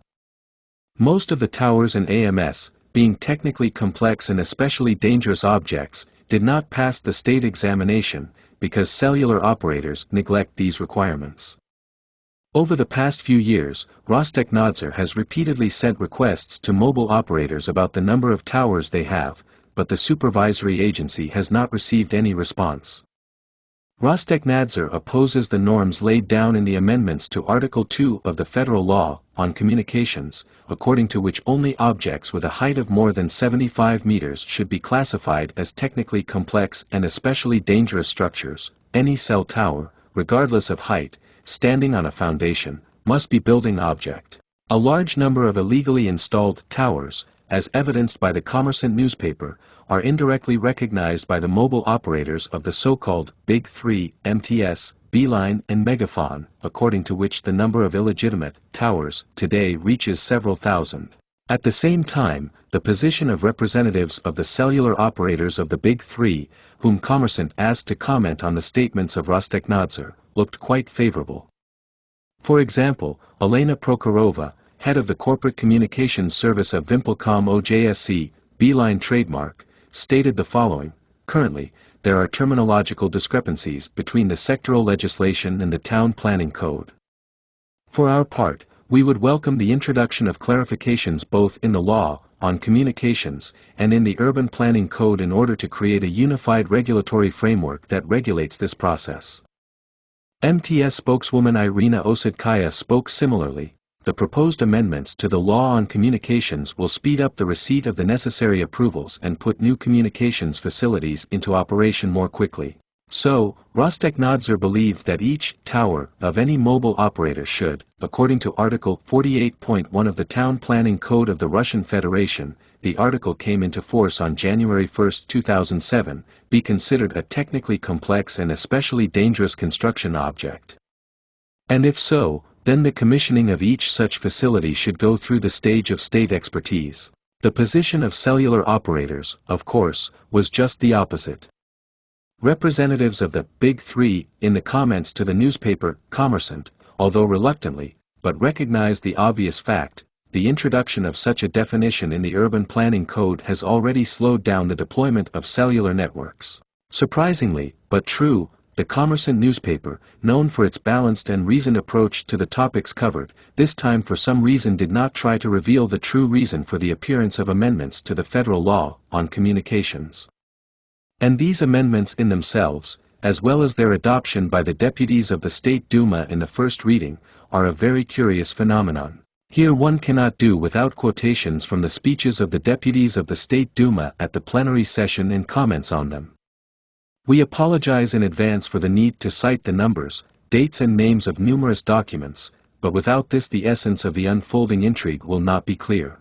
So, on July 1, 2009, deputies of the State Duma of the Federal Assembly of the Russian Federation discussed the issue of amending Article 2 of the Federal Law on Communications at a regular meeting. Amendments to the Federal Law on Communications were adopted as if by the way, among a number of other, more resonant bills. Vladimir Gorbachev and Ilyas Muslimov, deputy chairman of the State Duma Committee on Information Policy, Information Technologies and Communications, made presentations substantiating the need for the adoption of amendments. By the way, the chairman of this committee was the creator of the once famous TV show My Family, Valery Komisarov. The essence of the amendments was, in the words of Vladimir Gorbachev, the need to establish criteria for classifying a communications facility as a particularly dangerous and technically complex facility. Such criteria are the following characteristics: the height of the object is more than 75 meters and the presence of more than one underground floor. The adoption of this bill will significantly improve the conditions for the creation and placement of communication facilities necessary for the stable operation of communication networks, and reduce administrative barriers to the development of the industry, which will accelerate the development of the telecommunications infrastructure of the industry as a whole and improve the quality of communication services provided to the population of the country, especially in hard-to-reach and remote regions, said Vladimir Lukic. Well, this is understandable, it will improve, reduce, contribute. In general, blah blah blah, and all that. As for administrative barriers, this is also a good stray, we create them ourselves, we ourselves begin to fight them, and when making the necessary decisions, we ourselves refer to the urgent need to overcome these barriers. After the speeches of Gorbachev and Muslimov, some deputies had reasonable questions. Sergei Ryshulsky, Communist faction, as far as I understand, these objects were classified as especially dangerous because they are really technically complex objects. I would like to explain, Vladimir Lukic, why, say, it was determined that if the height of an object is more than 75 meters, this is already a particularly dangerous object. But what if the height of 70 meters is not a particularly dangerous object then? What difference does it make which mast collapses, 75 meters or 70 meters? I think it will be the same. Probably, they proceeded not from the need to overcome administrative barriers, but from considerations of the safety of citizens, surrounding structures and, in general, the safety of this technical facility. Vladimir Gorbachev answered evasively, "Dear Sergei Nikolaevich, dear colleagues. The question, in principle, is correct, but when the construction of facilities for cellular networks in Russia was just beginning, indeed, these facilities could probably be classified as particularly complex and technically serious, but now that cellular communications have been developed to such a limit that there are already hundreds of thousands of towers in Russia, they have ceased to be technically complex both for construction and for operation. You correctly ask the question why the height is 75 meters, and not 60, not 50, say. I will say that there was a government decree of February 1, 2006 number 54, on state construction supervision in the Russian Federation, where objects with a height of more than 75 meters, with spans of more than 100 meters, belong to especially dangerous, technically complex and unique objects. More than one underground floor. I can't say for what reason this government decree was suddenly cancelled, but today this issue has again become just as acute, because as a result of the cancellation of this decree, operators are faced with a delay in the process of putting these facilities into operation, and the delay goes up to a year or more. Judging by this answer, Deputy Gorbachev was more concerned about the timing of the commissioning of facilities by mobile operators than about the safety of life and health of citizens. But if only this. Vladimir Gorbachev, judging by his track record, more on that below, is difficult to suspect of incompetence. Then it is completely incomprehensible why he misinformed his colleagues in the State Duma. The fact is that the decree of the government of the Russian Federation number 54 of February 1, 2006, on state construction supervision in the Russian Federation, mentioned by him, was cancelled. It was not. Only the annex to it was cancelled, which determined the criteria for classifying capital construction objects as especially dangerous, technically complex and unique objects. Gorbachev set out the parameters of such objects correctly, more than 75 meters in height, or with spans of more than 100 meters and the removal of consoles of more than 20 meters. By the way, do you know when this application was cancelled? Only in the spring of 2009, on March 18, 2009, Vladimir Putin signed Decree of the Government of the Russian Federation number 204, on amendments to Decree of the Government of the Russian Federation of February 1, 2006 number 54. With his signature, Putin declared invalid the appendix with the criteria according to which the construction object was classified as especially dangerous, etc. But why? When Vladimir Gorbachev said that due to the alleged cancellation of Decree of the Government of the Russian Federation of February 1, 2006 number 54, mobile operators are delaying the commissioning of the built towers for a year or more, he was clearly disingenuous. And again the question is why? After all, he should have known that similar criteria for classifying objects as dangerous and complex were introduced as an addition to the Town Planning Code of the Russian Federation in the form of Article 48.1, which is called, especially dangerous, technically complex and unique objects. Article 48.1, as mentioned above, came into force on January 1, 2007. Paragraph 2 of this article just lists the characteristics of unique capital construction projects. Moreover, what is curious, the height of this kind of unique object in the GK of the Russian Federation was increased from 75 to 100 meters. We repeat once again, it is not clear why Deputy Gorbachev told his colleagues in the State Duma that the current legislation of the Russian Federation, they say, does not define certain criteria, due to which the commissioning of cell towers and towers is delayed for a year, or even more. Another question is that the parameters defined in the Urban Planning Code of the Russian Federation, most likely, were extremely inconvenient for the telecommunications workers. The project documentation and the constructed facilities had to go through the stage of state expertise. But the overwhelming majority of the deputies present at the meeting of the State Duma, judging by the absence of any reaction on their part, preferred not to delve into these subtleties. If, of course, they even understood what it was all about. Further, Deputy Sergei Ivanov, LDPR faction, entered the battle. Sorry, colleagues, I still didn't quite understand. That is, now we have cellular operators putting their antennas anywhere. They can put them on a 9-story residential building, they can put them in a garden by making a mast. And in this regard, classifying these structures as complex objects still helps cellular communications develop and harms health citizens or vice versa. Do you know what Deputy Vladimir Gorbachev answered Ivanov?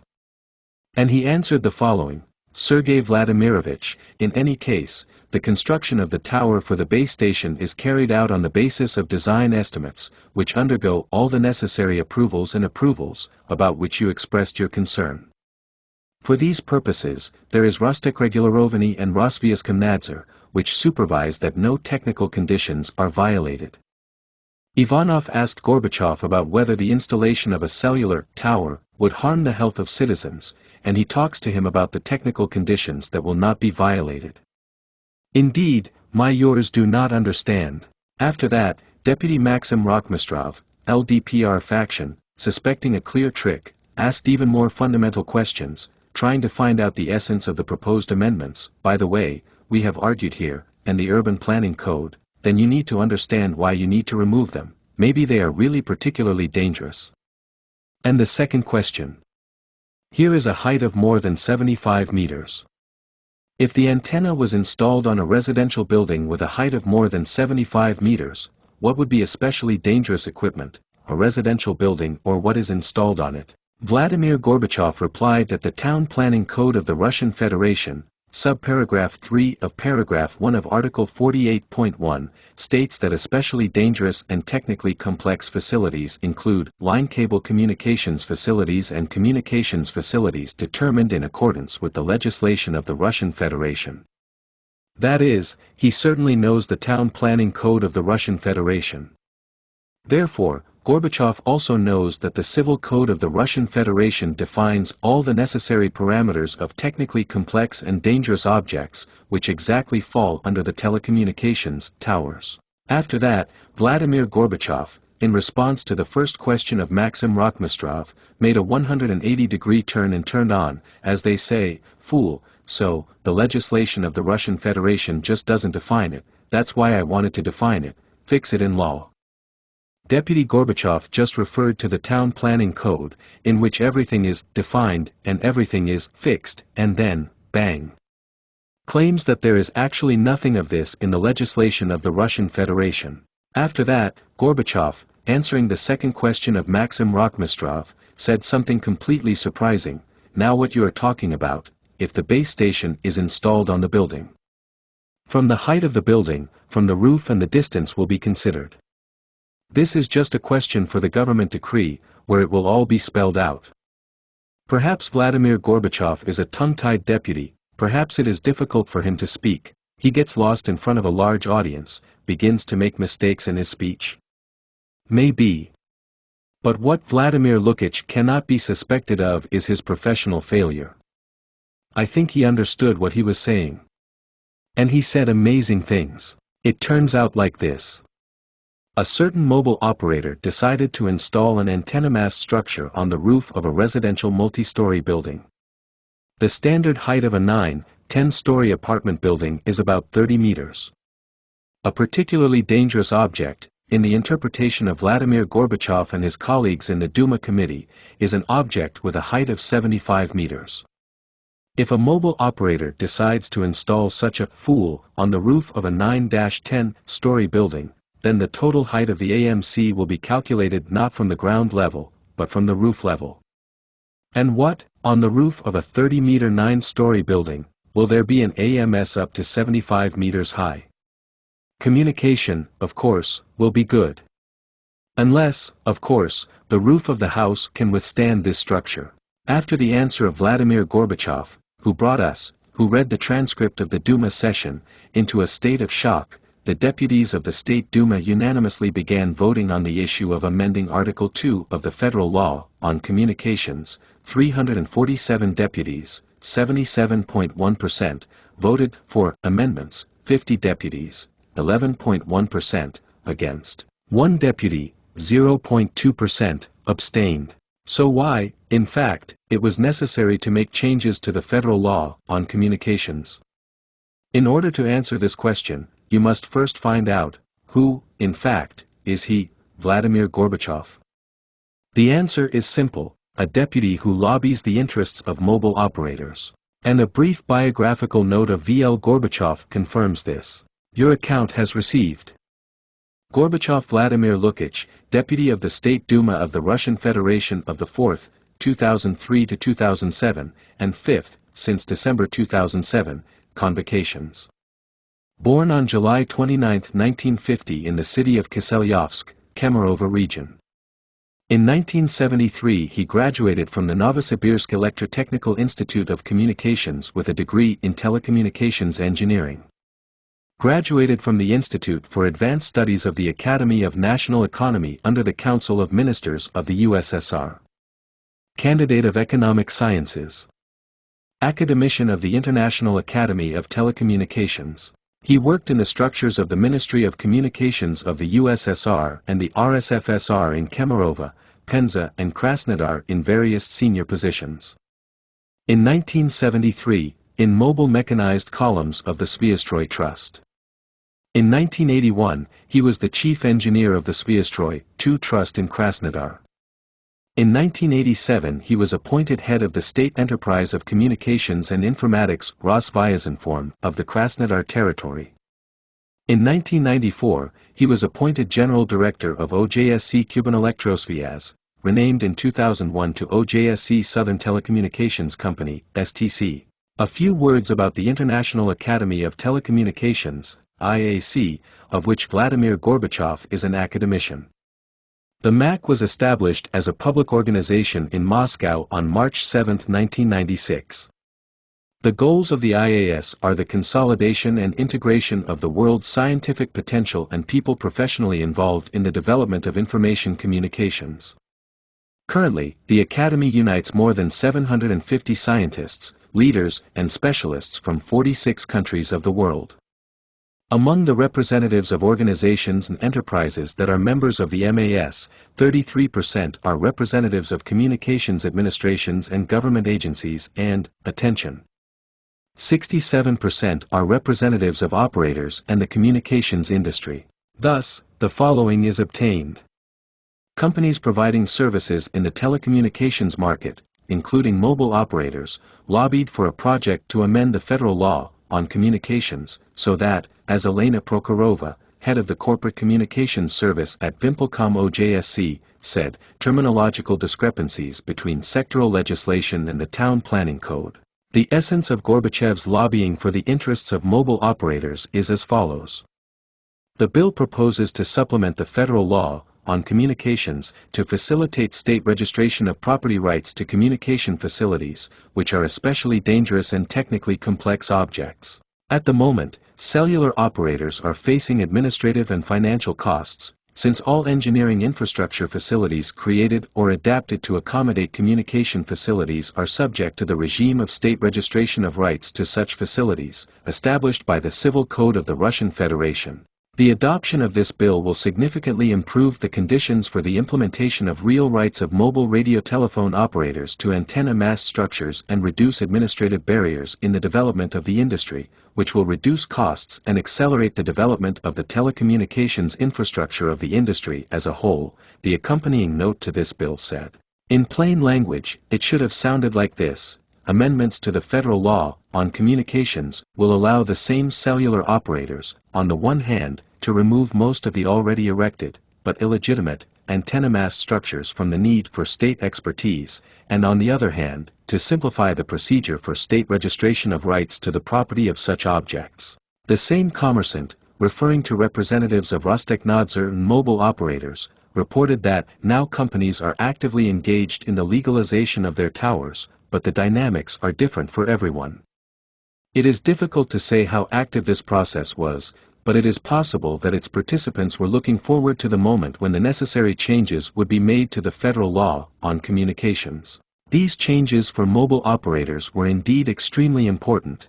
They, presumably, helped to save a lot of money. But why was it important to make changes to the law on communications?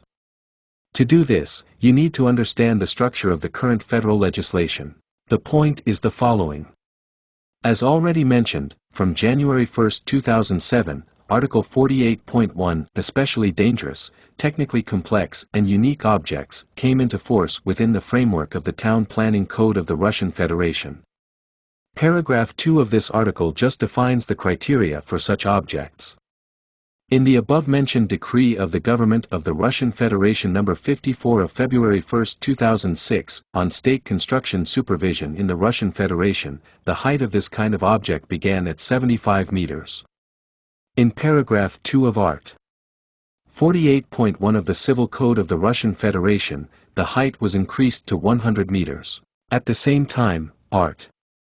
49 of the Civil Code of the Russian Federation determines that project documentation and the construction of such facilities must necessarily undergo state expertise, which, as you can understand, cellular operators, as well as other organizations operating in the telecommunications market, really did not want to do. Rostekhnadzor began to insist on a state examination. The operators resisted, and even, as follows from the publication of the Kommersant newspaper mentioned above, they refused to provide Rostekhnadzor with information on the number of towers they had, justifying the need for a state examination of the AMS of cellular operators. Rostekhnadzor specialists referred to Art. 48.1 of the Civil Code of the Russian Federation and the appendix to the decree of the Government of the Russian Federation No. 54 of February 1, 2006, on state construction supervision in the Russian Federation. It was in these acts that the criteria for such construction objects were determined. It was from the beginning of 2007 that mobile operators began to have problems, about which on July 1, 2009 at a meeting of the State Duma, lobbyist Deputy Vladimir Gorbachev said, "Operators are faced with a delay in the process of putting these objects into operation, and the delay goes up to a year or more." That's right, the delays began not because one of the resolutions of the government of the Russian Federation was cancelled, but because from January 1, 2007, certain provisions of the Urban Planning Code of the Russian Federation came into effect, tightening the requirements for the commissioning of hazardous and technically complex objects. Then mobile operators, with the help of lobbyists in the State Duma, decided to go the other way. Subparagraph 3 of paragraph 1 of Art. 48.1 of the Town Planning Code of the Russian Federation specifies the parameters of line cable communication facilities. They are determined in accordance with the legislation of the Russian Federation, that is, the industry-specific federal law on communications. So it is, these structures are described in paragraph 6 of Art. 2 of the Federal Law on Communications, linear cable communication facilities, telecommunication facilities and other engineering infrastructure facilities created or adapted to accommodate communication cables. But no specific digital indicators of these same line cable structures were recorded in the Federal Law on Communications.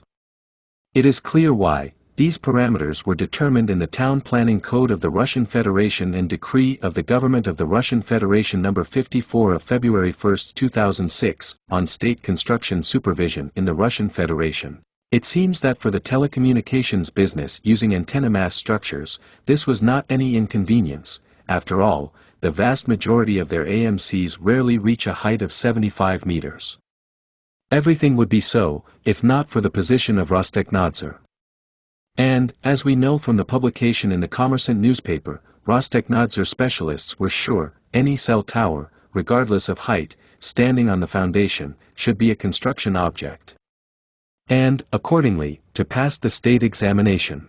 Apparently, by the beginning of 2009, it was decided to amend Article 2 of the Federal Law on Communications.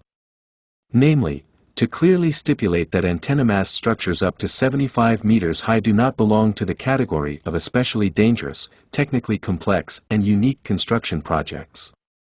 It was decided to make these amendments to the law on communications, which is industry-specific. And thus, as Elena Prokhorova, head of the Corporate Communications Service at Vimpelcom OJSC, who was already quoted earlier, said, terminological discrepancies between the sectoral legislation and the Urban Planning Code will be eliminated. The last obstacle remained in the form of another industry document, Decree of the Government of the Russian Federation No. 54 of February 1, 2006, on state construction supervision in the Russian Federation. On March 10, 2009, this decree was amended by the decision of the Government of the Russian Federation. And already on March 18, 2009, the chairman of the Government of the Russian Federation Vladimir Putin signed Decree No. 204, on amendments to Decree of the Government of the Russian Federation of February 1, 2006 No. 54. With his signature, Putin declared invalid the annex with the criteria according to which the construction object was classified as especially dangerous, complex, etc. After that, the lobbyists chose a procedurally convenient time to introduce amendments to the federal law on communications for consideration by the State Duma deputies. The issue of amendments was considered at the evening meeting of the State Duma of the Russian Federation. This issue was not the first to be discussed. The deputies moved to it after discussing the draft federal law on amendments to the Criminal Code of the Russian Federation, introduced by the President of Russia, it was aimed at strengthening criminal liability for committing crimes against the life, health and sexual integrity of minors. Its discussion was long and stormy. The deputies argued to the point of hoarseness on the issue of strengthening the criminal punishment for pedophilia. Then the deputies debated for a long time on the topic of introducing amendments to the Budget Code of the Russian Federation and Article 45 of the Federal Law, on the Central Bank of the Russian Federation, Bank of Russia, having repeatedly overstrained themselves in the discussion of budget issues. Then they went on a break, returned, discussed the creation and abolition of some courts in the Orenburg region, made changes to the Code of Civil Procedure of the Russian Federation, the most changes in the federal law, on communications. This item, by the way, was not the last on the agenda, so that the deputies, God forbid, do not get hung up on it. In general, everything went as planned. Without particularly delving into the essence of the proposed changes, the majority of the Duma members voted for the lobbying proposals of mobile operators. Needless to say, from the point of view of hardware intrigue, the moment for voting was chosen exceptionally well. Only 2 deputies from the LDPR faction and 1 from the Communist Party of the Russian Federation were alarmed, but their tricky questions did not make the weather. In the first reading, the additions to the law were adopted. Vladimir Putin, Super Life Tariff. Once again, let us recall how Deputy Vladimir Gorbachev complained at a meeting of the State Duma on July 1, 2009. They say, the government of the Russian Federation for some reason cancelled Decree No. 54 of February 1, 2006, on state construction supervision in the Russian Federation. Let's say Gorbachev made a mistake.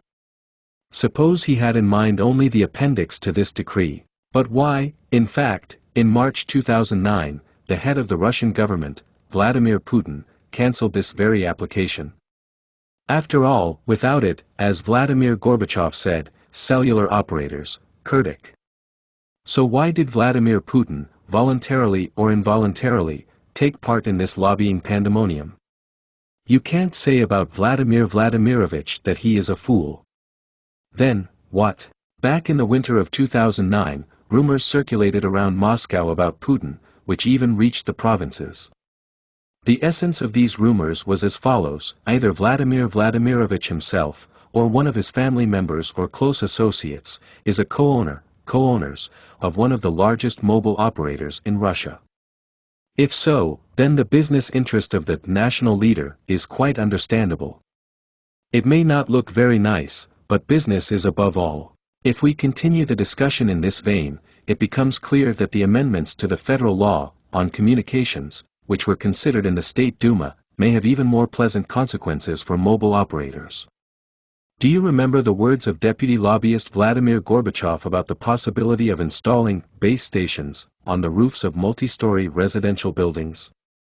The height of such structures will be measured not from the ground level, but from the roof level, which Vladimir Gorbachev told the deputies about.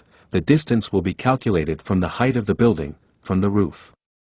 This is just a question for a government decree, where it will all be spelled out. That is, on the issue of installing AMS on the roofs of residential buildings, a separate decree of the government of the Russian Federation, signed by the national leader, Putin, will still be issued. It is clear that this can give operators.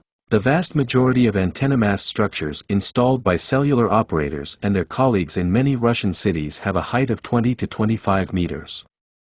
With the blessing of the wise and disinterested government of the Russian Federation, having the ability to install AMS on the roofs of residential buildings, operators will be able to significantly save on construction and installation work, while expanding the network coverage area and improving the quality of communication. It is possible that after this the launch of 3G technology into commercial operation, and then 4G will go by leaps and bounds. So, after mounting on the roof of a 9-10-story residential building, only a 10-15-meter tower, the total height of the structure is 40 to 45 meters. Of course, the quality of communication will be much better. Plus, these structures will not formally be considered particularly dangerous, technically complex, or unique construction projects. And this means that their project documentation and the construction process itself will not undergo state expertise, as insisted by Rostechnadzor. Someone will say that this is nonsense, that this cannot be. Not at all. In September 2008, the Synthesis News internet portal told the following story. In the capital of Chuvashia, Cheboksary, residents of a new 9-story building on the street Yarmaroknia, through the court, achieved the dismantling of the base station of cellular communication and all antenna feeder devices installed by the cellular company on the roof of their house without the permission of the apartment owners. The court made this decision, taking into account that the electromagnetic radiation from this transmitting equipment, according to the residents, adversely affects their health. And this is not the only example. A similar station is installed in the same Cheboksary on the roof of a 5-story building number 10 on the street Industrial in the southwestern district of the city. And what is most surprising, directly under the station, Children's Music School number 3 adjoins the house. Who could give permission for the installation of the station in such a place? Absolutely not clear. And here's what's interesting. In the Duma vigils about amending the federal law on communications, the conversation about the notorious towers all the time went from the point of view of considering them as objects of engineering communications. That is, the towers are just a construction site, the danger criterion of which seems to be extremely low. But the problem is not only this. It is known that various telecommunications equipment has been installed on the roofs of high-rise residential and administrative buildings for several years now, including sector and bridge cellular antennas, which provide subscribers with a stable signal. All of these devices are powered by electricity. Any operating electrical appliance emits electromagnetic radiation. Physicians have proven that prolonged exposure to electromagnetic fields, even at a low level, can cause numerous diseases. Of particular danger, according to doctors, is exposure to electromagnetic fields for organisms that develop in the womb and children. In addition, people suffering from allergic diseases are also susceptible to this kind of exposure. In the article, Weapons of Mass Destruction of the Brain, one of the authors of this book, Sergei Pachichev, drew attention to the fact that a considerable number of antenna-mast structures of telecommunication companies, by a strange coincidence, are located in the immediate vicinity of preschool and school institutions, hospitals and clinics. Neither Deputy Lobbyist Gorbachev, nor other State Duma deputies who asked Gorbachev questions, did not say a word about it. Experts say that the effect of electromagnetic radiation on the human body is an uncultivated field for research. So, maybe, before installing antennas and other telecommunications equipment on the roofs of residential buildings, near kindergartens and schools, we should at least study a little how all this economy will affect people's health in the future. Alas, this question remained in the category of rhetorical. Pensioners are the future of Russia. On July 2, 2009, Rossiyskaya Gazeta published an extensive interview with Vyacheslav Volodin, Vice Speaker of the State Duma of the Federal Assembly of the Russian Federation, Secretary of the Presidium of the General Council of the United Russia Party, entitled, What Awaits Pensioners? Vyacheslav Viktorovich, who now holds the post of Chief of Staff of the Government of the Russian Federation with the rank of Deputy Prime Minister and heads the headquarters of the All-Russian People's Front, which has become an election springboard for Vladimir Putin, then decided to comment on the new laws adopted by the State Duma. Vyacheslav Volodin, in his interview with Rossiyskaya Gazeta, dwelled on the bills that were aimed at protecting the most vulnerable category of Russian residents, pensioners. Let's recap the gist of this interview. The increase in pensions was supposed to affect, as Volodin said, 36.5 million Russian pensioners, who will receive an increase in pensions by an average of 1,700 rubles.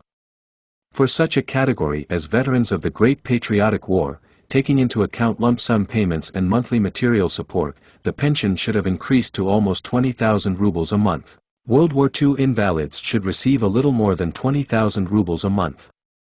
Widows of dead servicemen, 15,000 rubles a month. And the average old age pension, as expected, was supposed to be 6,617 rubles per month, according to the chairman of the board of the PFR A.V. Drozdov, voiced by him in an interview with Russian Newsweek magazine. 6.29 was to be 7,746 rubles. In addition, a significant increase in social benefits was planned. The federal budget provided for an additional allocation of 43 billion rubles for everything about everything.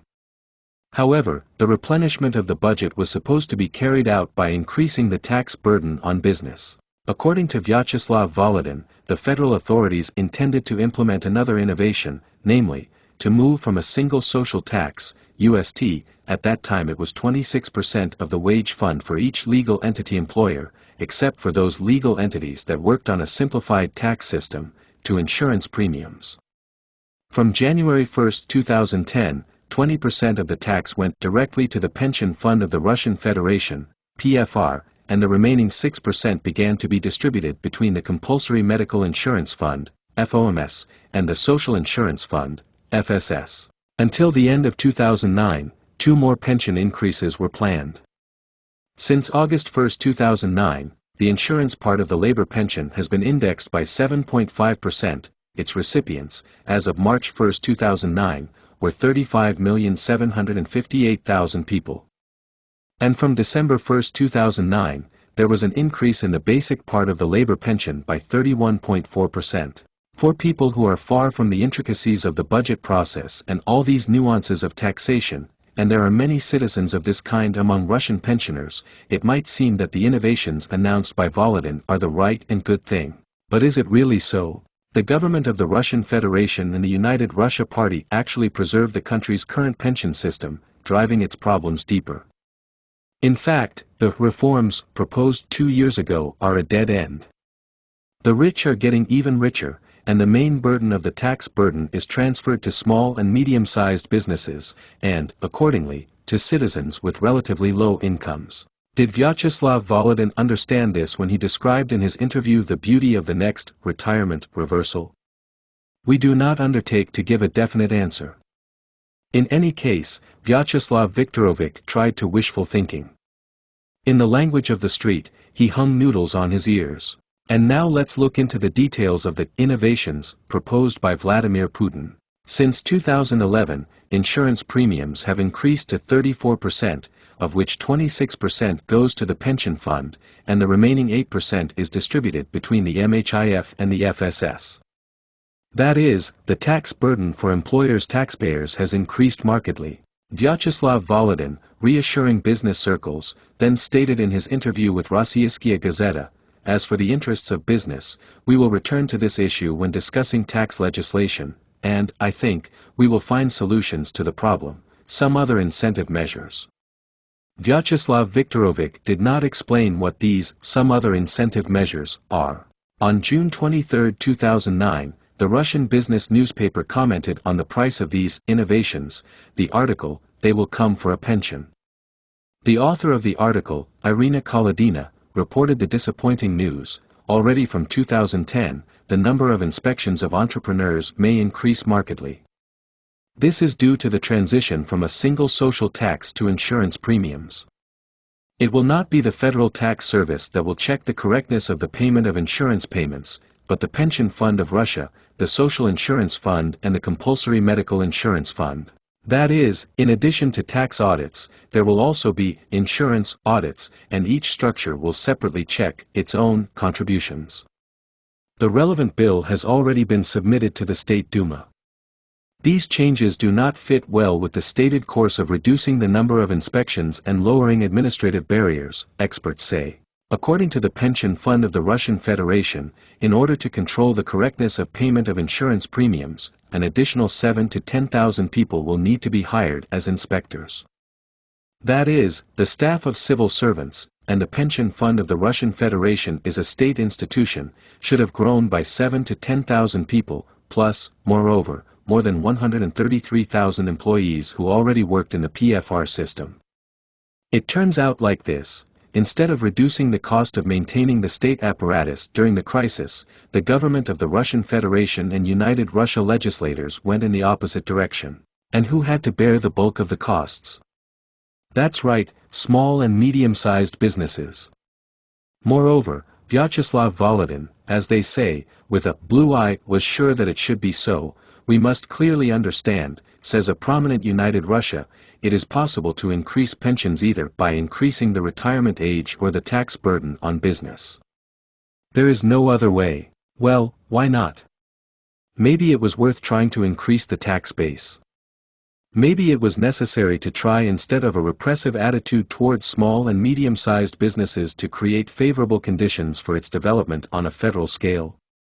Maybe it was necessary to stop lobbying for tax breaks for the wealthiest citizens of Russia.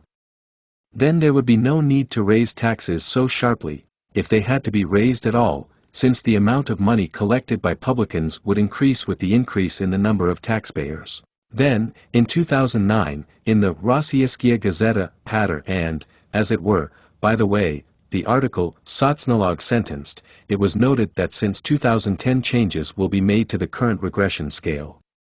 This meant that the increase in the tax burden could affect not only legal entities, but also individuals. What is the deceit? At that time, the Unified Social Tax, UST, was levied on employers on a regressive scale, 26% from the wage fund. For legal entities working under a simplified taxation system, this figure was slightly lower, 14%. Let's explain this with a specific example of the 2009 sample. An employee's monthly salary was, say, 10,000 rubles. He received 10,000 in his hands minus income tax of 13% according to the then flat personal income tax scale.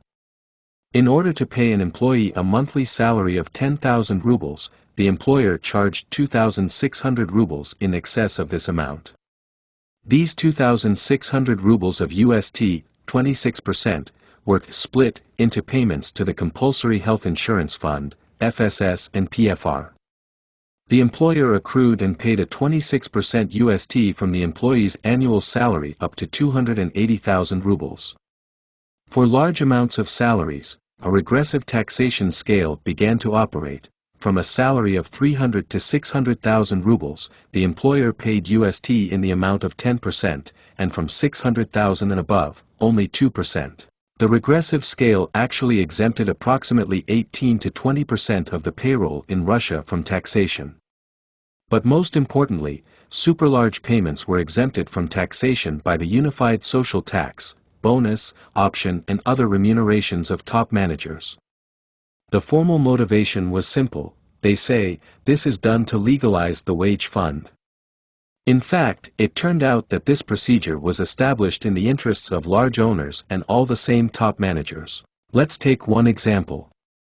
At the end of June 2009, the meeting of shareholders of RAO Gazprom, where the majority of votes, by the way, belongs to the state, decided to pay the head of the gas monopolist Alexei Miller a remuneration of 17.48 million rubles based on the results of 2008, which was actively discussed in Russian print and online media. Mass media. We believe, 2.27 million rubles will be income tax. And UST, respectively, 2%, or 349.6 thousand rubles, which went, among other things, to the pension fund of the Russian Federation. If the UST regression scale had not been applied to Miller's bonus remuneration, the accrued amount would have increased from 349.6 thousand rubles to 4,544.8 thousand rubles, or 13 times. In 2009, the government of the Russian Federation and the developers of pension innovations proposed, as mentioned above, to replace the UST with an insurance premium, and the regression was only increased. The insurance premium also began to be determined by the amount of earnings, but a maximum was set, no more than 415,000 rubles per year. In fact, a superregression was proposed, to impose an insurance premium, which in fact is a tax, only on low and medium incomes of workers with a salary of up to 415,000 rubles a year. And from earnings over 415,000 rubles a year, do not take any deductions at all. Deputy of the State Duma of the Russian Federation, Doctor of Economics Oksana Dmitrieva rightly noted in one of her interviews that such a procedure is extremely beneficial for large owners, the management elite, rich sectors of the economy, financial, oil and gas, metallurgical. The main burden, Oksana Genrikovna said, will fall on small and medium-sized businesses, on manufacturing, light industry, and agriculture. They are already in a very difficult situation, and now they will be completely crushed. But if only this. In most developed countries, mandatory public pension systems are built on the basis of the so-called generational contract. Its essence lies in the fact that citizens working today provide pensioners at the expense of their pension contributions, taxes. World practice shows that such a pension scheme is no less effective than a funded one. In the January 2009 issue of the Russian Federation magazine, Oksana Dmitrieva, the State Duma deputy mentioned above, stated the following on this occasion: life, on the one hand, and the rate of wage growth, on the other. The fundamental flaws and shortcomings of the pension system were not eliminated, although there were opportunities for this: high budget revenues, a fairly favorable ratio of workers and pensioners. The division of pensions into insurance and basic parts is also completely far-fetched. At the same time, the base and insurance parts were indexed at different times and in different amounts. The economic and social consequences of the pension reform were not calculated and taken into account.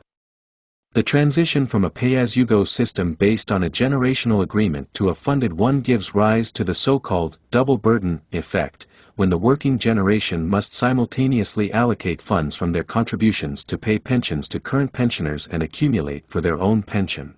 Therefore, this transition can be carried out either by reducing the pensions of current pensioners, or by increasing taxes, contributions, for those who work, which the government in the company with the party of power did just that, or to feed the pension fund also with money from the federal budget in a significant amount. Therefore, no one in the world dared to switch from a distribution system to a funded system. Tens of millions of people will inevitably suffer from it. In addition, such a reform will continue for 60 to 70 years, and during this time financial crises are inevitable, bringing down the stock market and depreciating pension savings under the funded system. These annoying little things did not stop the Russian authorities. The current generation of pensioners has so far borne the brunt of the reform. Their relative pensions actually decreased. In the future, it is planned to shift part of the burden onto the workers by increasing the single social tax from 26 to 34%, which, in the end, was done in 2011. Author. In other words, the state builds the well-being of future pensioners at the expense of those living today. Immediately, I note that it deceives both those and others. These intentions and expectations, accumulated capital, and these are unpaid pensions, will most likely depreciate in the same way as Soviet savings depreciated. The government does not solve the problem, but complicates and confuses it. Calculations show that the current 20 to 30-year-olds' retirement life will be just as penniless and bleak as today's. As an economist, I am sure, people who buy yachts, palaces, fabulous limousines should not be exempted under one pretext or another from the formation of pension and other social funds, namely, this is what the developers and advocates of the new reform proposed. Author. And the regressive UST scale is completely inappropriate. The proposed innovations are not a new reform, but an attempt to save the old one, which led the country to a dead end, which was recognized even by the former chairman of the PFR, the former head of the Ministry of Health and Social Development M. Zurabov. Already in 2005, he stated that it was necessary to abandon the funded element. There is not enough money in the pension fund even for current pensioners. I don't know what caused the epiphany of the then minister, but the government continues its previous policy, slightly correcting it.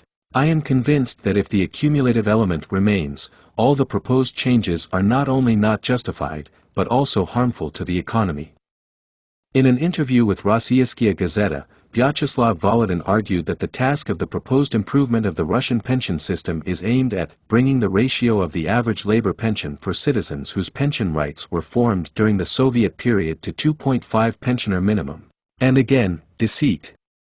In developed countries, as is well known, the mandatory state pension, without taking into account the additional pension provision, which citizens take care of on their own, ranges from 55 to 70% of the average wage in the country. There is a recommendation from the International Labour Organization, according to which the replacement rate, that is, the ratio between the average pension and the average wage in the country, cannot be less than 40%. Experts know that in Soviet times this ratio was maintained, although even then the relationship between work experience, earnings and pensions was insufficient. Then in Russia the order of pension provision was revised 3 times, in 1990, 1997 and 2001. As a result of each reform, the replacement rate decreased. In 2007, it reached its minimum, 22.7%, and in 2009 remained approximately at this level. He is a little taller even now. What did those in power do? In order to somehow justify such low figures, in Russia the size of pensions is compared not with the average wage in the country, but with the living wage. What Vyacheslav Volodin also mentioned in his interview. At the same time, that cynicism. The living wage for pensioners was also cut by 30% compared to the minimum for workers, and by 20%, with the national average. Oksana Dmitrieva commented on such a frankly indecent approach as follows: they explain, everything is calculated according to science, older people have less expenses for clothes, durables, transport, which means they need less money. I am absolutely convinced that the authors of such calculations are well aware that the changing needs of people do not become cheaper with age. Food products should be of better quality, sparing, of course, expensive, and medicines eat up half of the old man's money. Vyacheslav Volodin said, as for those who are relatively young, if they have 30 years of insurance experience, the state will guarantee them a pension at the level of 40% of the earnings from which this pension was calculated. Everything is correct, everything is in accordance with the recommendations of the International Labour Organization. Will the target be achieved? Most likely it won't. We will answer Vyacheslav Volodin with the words of Oksana Dmitrieva. In 2023, the first woman born in 1967 will receive a pension under the new system. I calculated, taking the most ideal conditions, the funded part of her pension will be almost 3 times less than she would have had under the previous, pre-reform, generational agreement-based system. And here is what the chairman of the board of the pension fund of the Russian Federation Anton Drozdov said about the proposed innovations in an interview with the Komsomolskaya Pravda newspaper, April 27, 2009. Now the model is built in such a way that the federal budget finances the basic part of the pension at the expense of a single social tax, UST. If nothing is changed in this system, then by 2020 more than 80% of the PFR budget will be formed at the expense of the federal budget. Therefore, since 2010 it is planned to replace the UST with insurance premiums. The transition to a new model will create conditions for reducing the amount of budget subsidies for the pension fund. This is clear. All employers, legal entities, transfer insurance and savings contributions for mandatory pension insurance to the accounts of the regional departments of the Federal Treasury. In fact, this is a transfer of contributions for pension insurance to the federal budget. And already from the federal budget, employers' contributions are transferred to the PFR accounts, which are divided into 2 main parts.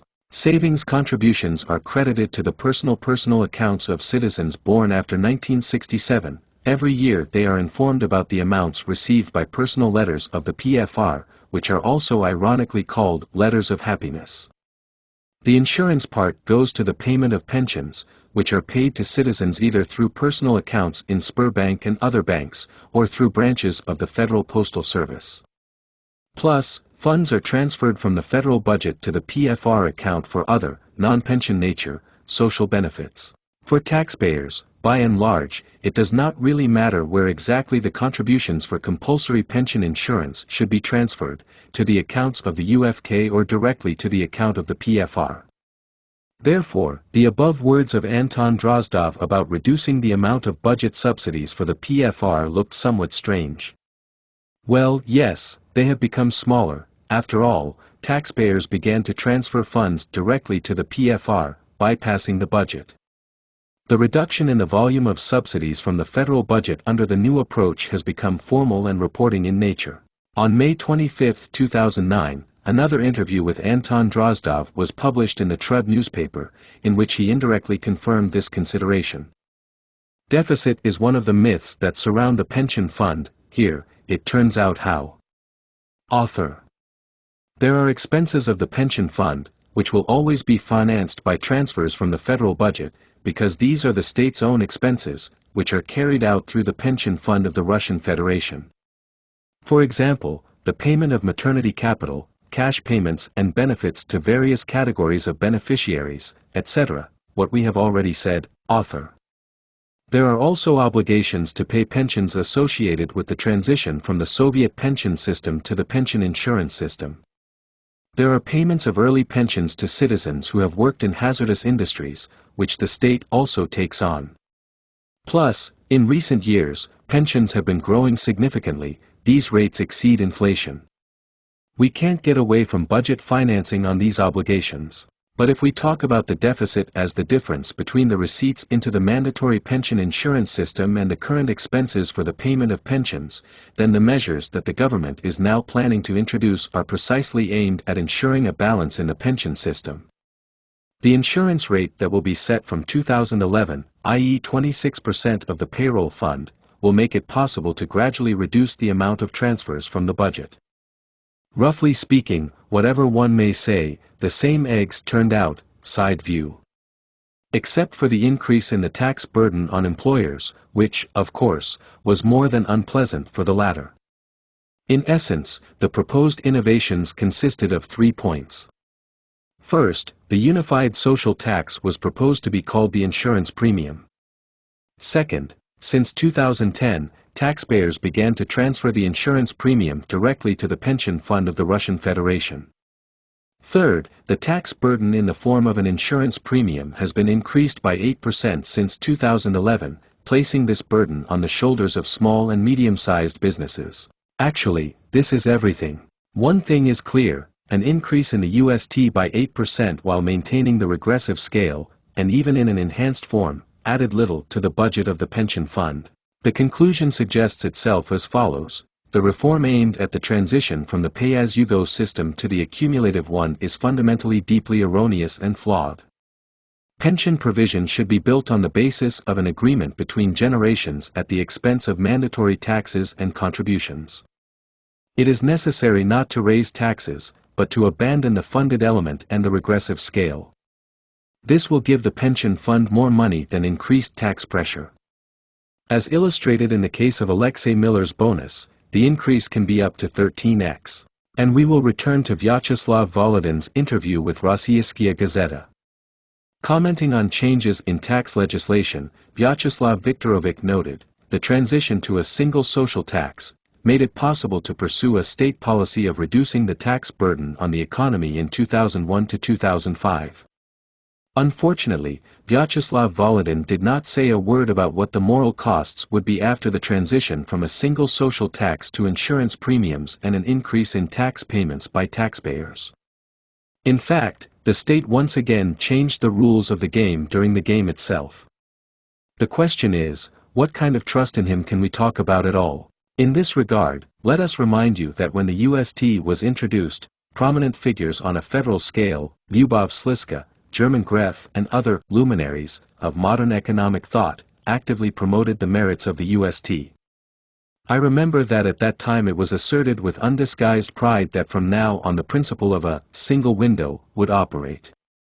That is, all tax reporting will be submitted only to the tax authorities. And what is the result? Yes, everything is as usual. As the chief accountants of enterprises reported to the Ministry of Taxation, PFR, MHAF and FSS, they continue to report.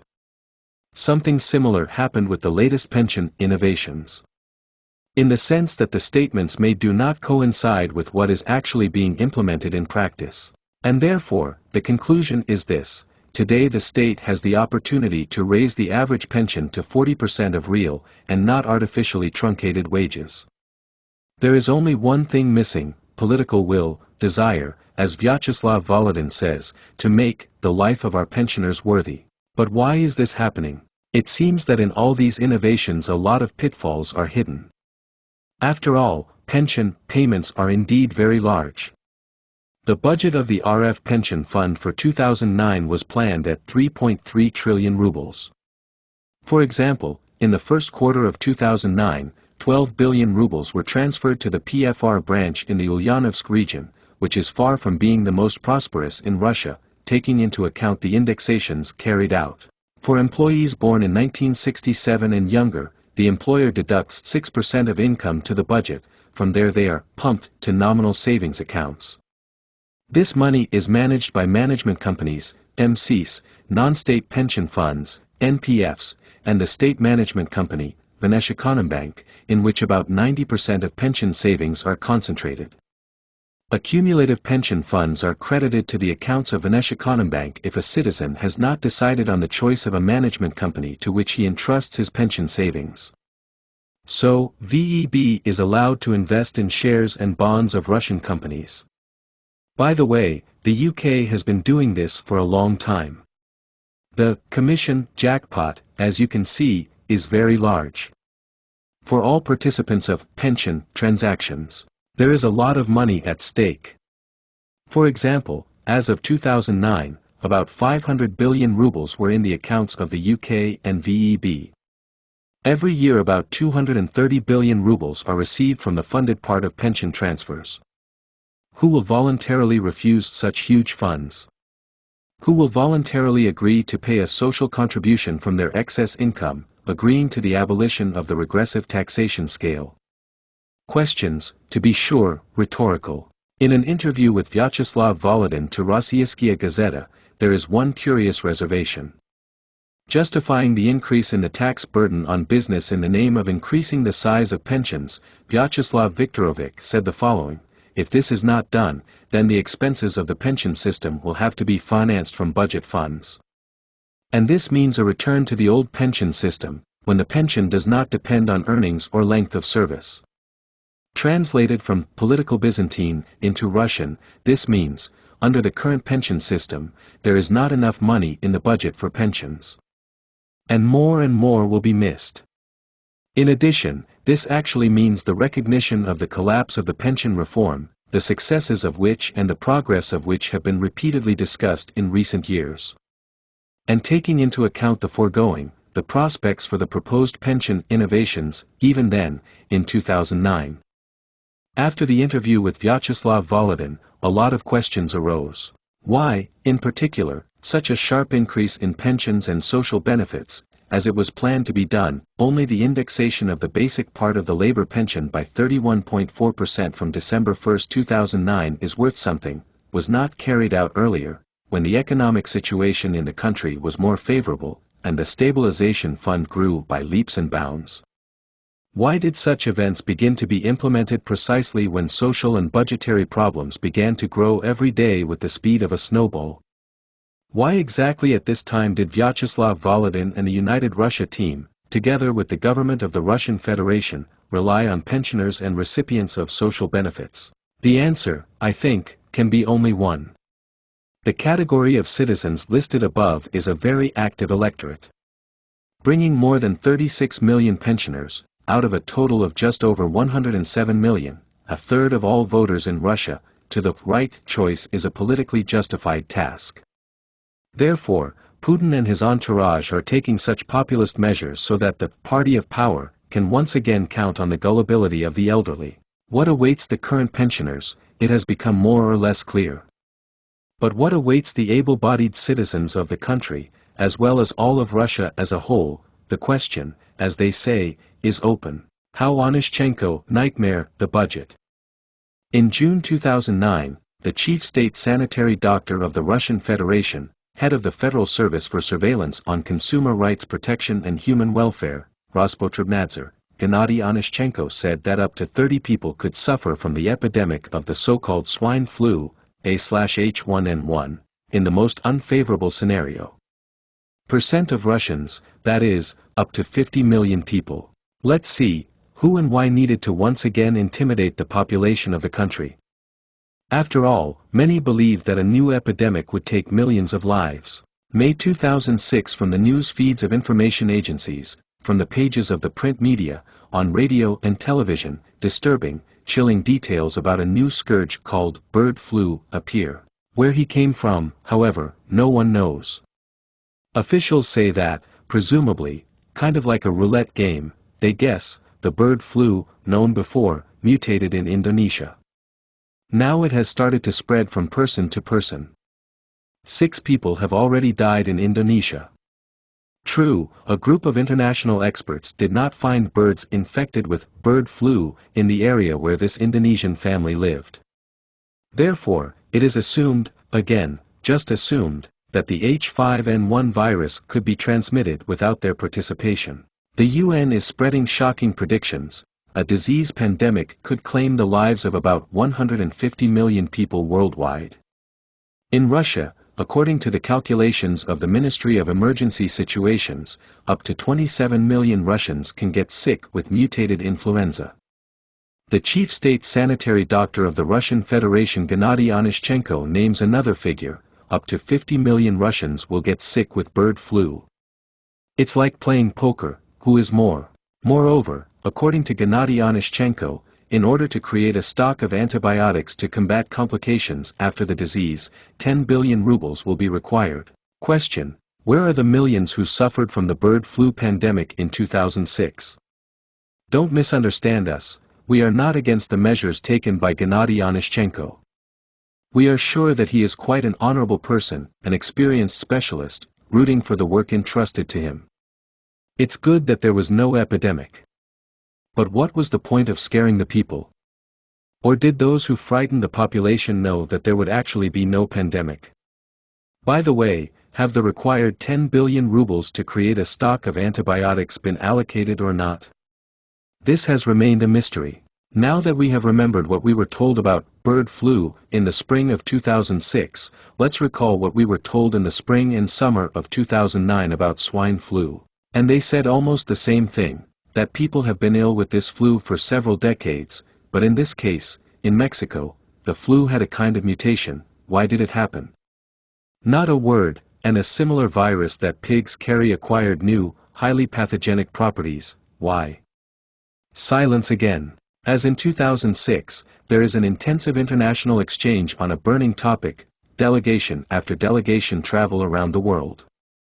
Director of the European Bureau of the World Health Society Mark Danzon is arriving in Russia in a hurry. He is in a hurry to share his concerns about the development of the pandemic. And what does this same Danzon say? And he says that the A/H1N1 influenza virus, which poses a moderate danger so far, could develop into a pandemic in a few months. Do you understand? It may or may not outgrow. It's like discussing a young girl who may or may not get pregnant. We are aware that the virus can be unpredictable, Itartas quoted Mark Danzon as saying during his stay in Moscow. Today it can be mild, but tomorrow it can become much more dangerous due to mutation. The WHO is following this closely. Again they started a fairy tale about a white bull, maybe, or maybe not, but we, they say, are watching closely. Gennady Onishchenko in April 2009, answering the question whether swine flu could be the result of a leak from a secret military laboratory, this option was completely dismissed, absolutely not like. If this is a leak, then those people should be fired from their jobs for being unprofessional. It is a pity that Gennady Grigorievich did not tell about what to do with people who so panic in the mass consciousness without proper reason. Move on. Speaking about the number of Russians who can get sick with swine flu, Grigory Onishchenko names the same order of numbers as in May 2006, a third of the population, that is, up to 50 million people. Just like in 2006, the issue is brought to the highest government level. It is stated from high tribunes that on July 1, 2009, the issues of prevention of the pandemic swine flu virus will be discussed at the level of the regions of the Russian Federation.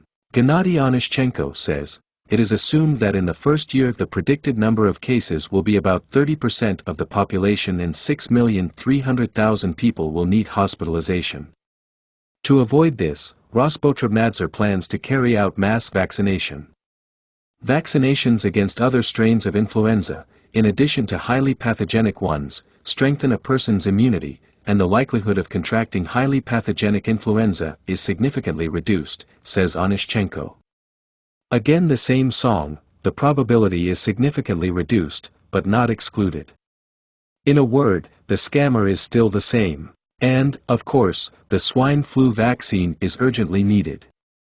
Just like in 2006, from the bird flu. The specialists of the Russian Academy of Medical Sciences, RAMS, promised to develop the vaccine against the A/H1N1 virus in autumn 2009. Mass production of the drug will begin at the end of October, said Oleg Kiselev, head of the Research Institute of Influenza of the Russian Academy of Medical Sciences. That is, the Russian Academy of Medical Sciences, of which Gennady Onishchenko himself is an academician, was given the task of developing a vaccine. Within the framework of current funding, or funds are allocated in excess of the annual budget of the Russian Academy of Medical Sciences. Naturally, they prefer to keep quiet about this. What about vaccinations? I wonder how much all these events cost for the federal, regional and municipal budgets. In the theses, we recall another campaign successfully carried out by Gennady Onishchenko to prevent a pandemic. It was even earlier, in 2003. Then a real howl arose in connection with the threat of SARS. The events were great. Specialized courses were opened to combat SARS. Scientists have created a special miraculous vaccine. It was planned to open special laboratories for the diagnosis of atypical pneumonia in 70 subjects of the Russian Federation. As part of the fight against a possible SARS epidemic, Gennady Onishchenko even attended the G8 summit in Evian. Well, how could it be without it?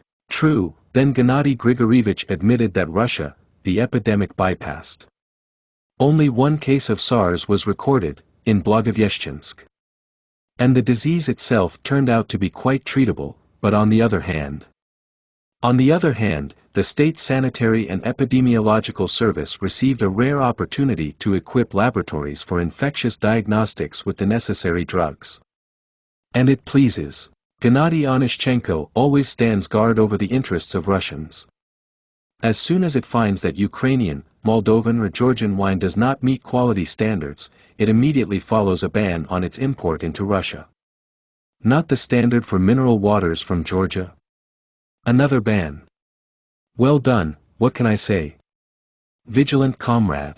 However, other campaigns initiated by Gennady Grigorievich leave attentive observers at a loss.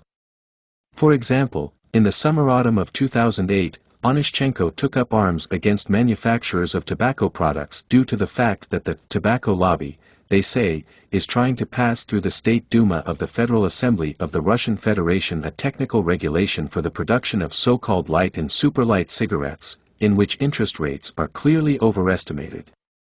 Allowable tar and nicotine content. And, as the head of Rospotrебnadzor, he even filed a lawsuit against one of these manufacturers, British American Tobacco. For manufacturers of tobacco products, such a sharp reversal of Onishchenko was a complete surprise. The technical regulations provide for more stringent requirements for manufacturers of tobacco products. Nadezhda Shkolkina, executive director of the Council for the Development of the Tobacco Industry, commented on the initiatives of Gennady Onishchenko in September 2008. Everything will be indicated on the pack, including the information that light cigarettes does not mean safe. It is noteworthy that at that time Russian tobacco manufacturers and experts had been waiting for the adoption of a new technical regulation for about 2 years. The document itself was prepared back in 2006, it passed its first reading in the State Duma in 2007, and the second reading was scheduled for autumn 2008. At that time, experts feared that the start of litigation between Rospotrебnadzor and British American Tobacco would further delay this process. And Nadezhda Shkolkina, already mentioned above, noted that Onishchenko's lawsuit against BAT is of an emotional nature and was initiated to attract public attention. Or maybe it was a little different. Maybe there was simply a bargaining going on over the parameters that should be included in the new technical regulations, and the legislators needed to be appeased, so to speak. Who knows? I must say that Gennady Onishchenko became known to the general public from publications in the media about the so-called beer business. On December 15, 2000, Onishchenko issued a decree on strengthening the state sanitary and epidemiological supervision of brewing products, in which he ordered the local sanitary and epidemiological supervision authorities to check all the technical documentation of breweries. In addition, Onyshchenko addressed the Ministry of Anti-Monopoly Policy of the Russian Federation with a proposal to consider the issue of whether the practice of beer advertising in electronic media complies with the federal law on advertising, and demanded that beer with a strength of more than 1.2 degrees be recognized as an alcoholic beverage. The scandal came out then serious. According to experts, this decision by Onyshchenko could have caused damage to the entire brewing industry of the country, since the share of beer production with a strength above 6 degrees in the total volume of beer production in the Russian Federation was about 34%. Then representatives of the largest Russian brewing companies publicly demanded the resignation of Gennady Onyshchenko, accusing the chief state sanitary doctor of Russia of lobbying the interests of vodka producers. The struggle reached such intensity that the Minister of Health of the Russian Federation Yuri Shevchenko had to intervene in the conflict, stating that issues of advertising and alcohol policy are outside the competence of sanitary and epidemiological supervision. Everything ended quietly and peacefully. In March 2001, Gennady Onyshchenko cancelled his formidable decision. And then, later, the brewing companies themselves created the Russian Brewers' Code of Honor. It contained a number of restrictions on beer advertising, after which the State Duma deputies adopted a number of amendments to the federal law on advertising, restricting beer advertising on television and radio. And Minister Yuri Shevchenko was dismissed by the vodka lobby.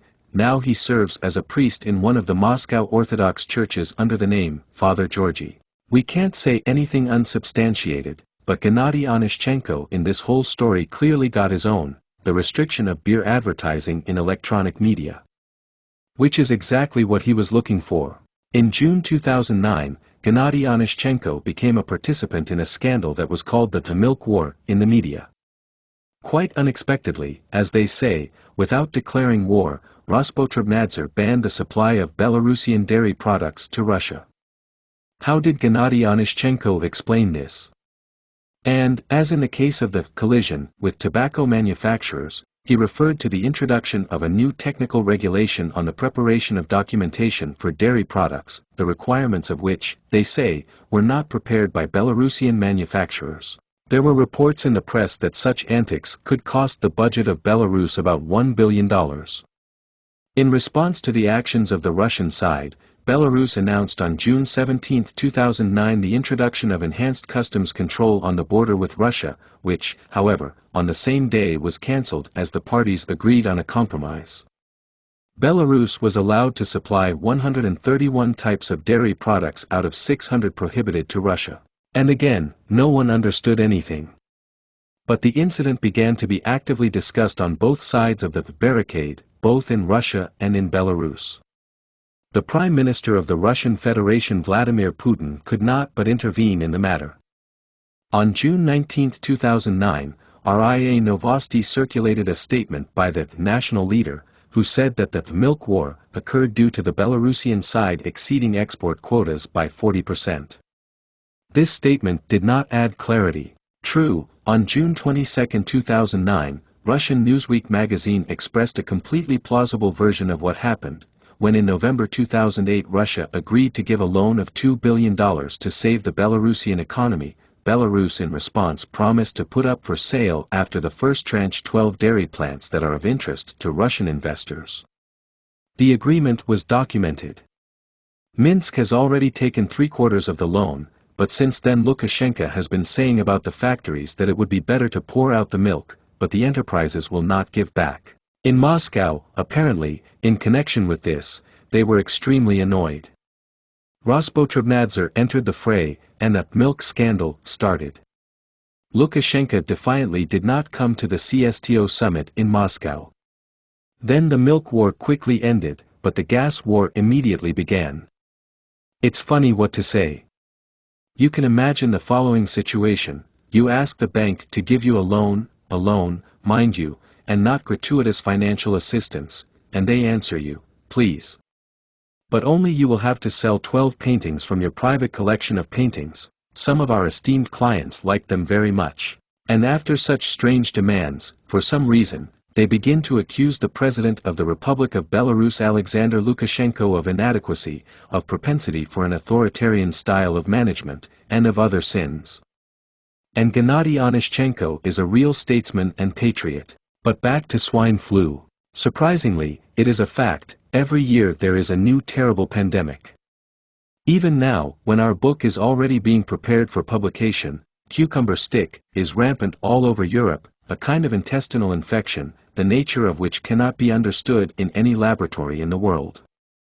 As a result, Rospotrебnadzor has already banned the import of fresh vegetables from the countries of the European Union into Russia. Indeed, where does it come from? In 2004, the publishing house Stockholm School of Economics in St. Petersburg published a more than curious book by Alexander Bard and Jan Zoderqvist, Elitocracy. The New Ruling Elite and Life After Capitalism. We highly recommend it to all sufferers. So, speaking about the current stage of development of a Western-style society, the authors correctly notice that now a person has taken the dominant position in the hierarchy of values. The positions of God, as some kind of supreme point in the social construction, were significantly shaken. However, Bard and Zoderquist note, the history of mankind has always returned to the standard hierarchy, the monarch, king, czar, emperor, it's not the name, stands above the aristocracy, and it rises above the peasantry. That is why since the 19th century, and especially in the 20th century, the functions of God have been assumed by the state in the broadest sense of the word, with the head of state, an elected parliament and other attributes of democracy. And the role of religion, which, as in previous centuries, helps those in power, in our time, the bourgeoisie, to keep the lower classes in subjection, was transferred to humanism, as a new, by now already established trend in the paradigm of social thought. This approach assumes that Homo sapiens, not being a social being by birth, should become one as a result of a long process of education and formation of oneself as a person. From the standpoint of the interests of the bourgeoisie, it is assumed that this process should last a lifetime. At the same time, the market and the success of a person in market relations were declared a universal measure of success, which means only one thing: there is always something to strive for. And the state, represented by its numerous institutions, was appointed to the role of curator of the process. What did it lead to? And to the fact that the process of innovation under capitalism went on and continues to go on unceasingly.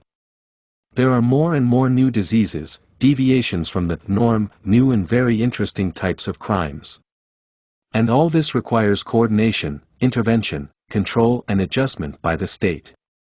The system works flawlessly. Each new terrible disease immediately created a new market for people in white coats, developers and manufacturers of more and more new vaccines, researchers and experts who were endowed with more and more, and quite real power.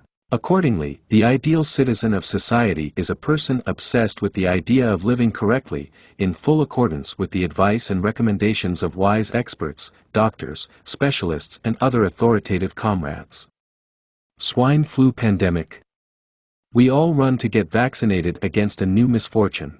On the other hand, such an approach can be viewed as a business in its purest form. For example, about 30 years have passed since the invasion of mankind by a terrible disease called acquired immune deficiency syndrome, AIDS.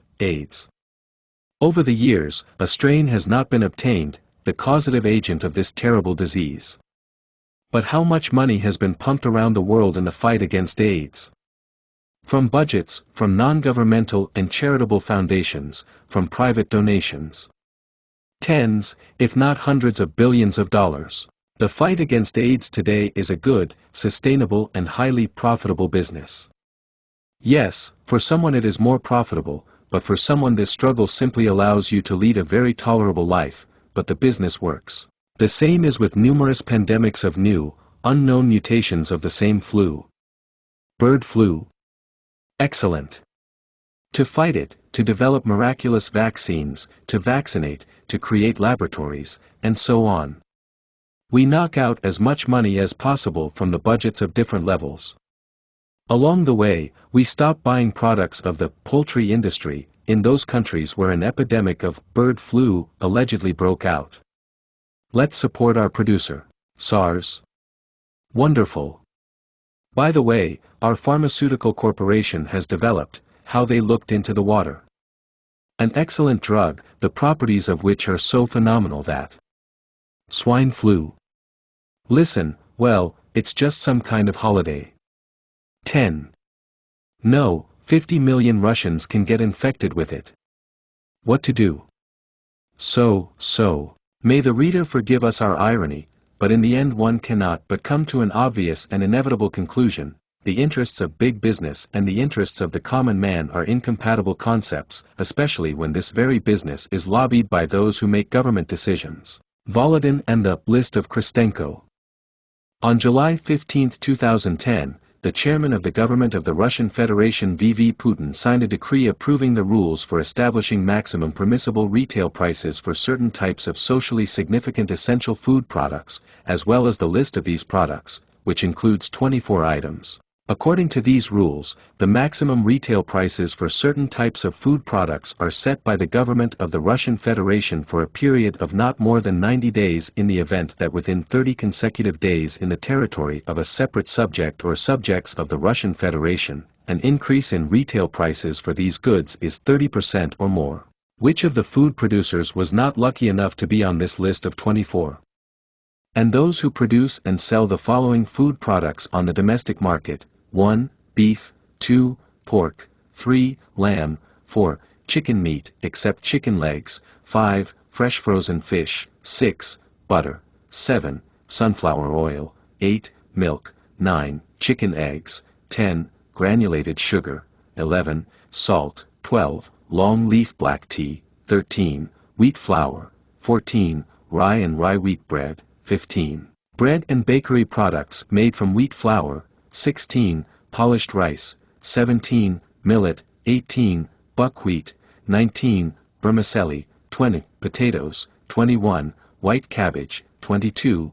Onion, 23. Carrots, 24. Apples. According to the capital's newspaper, Vzglyad, the list of folk food products began to be formed at the beginning of 2010.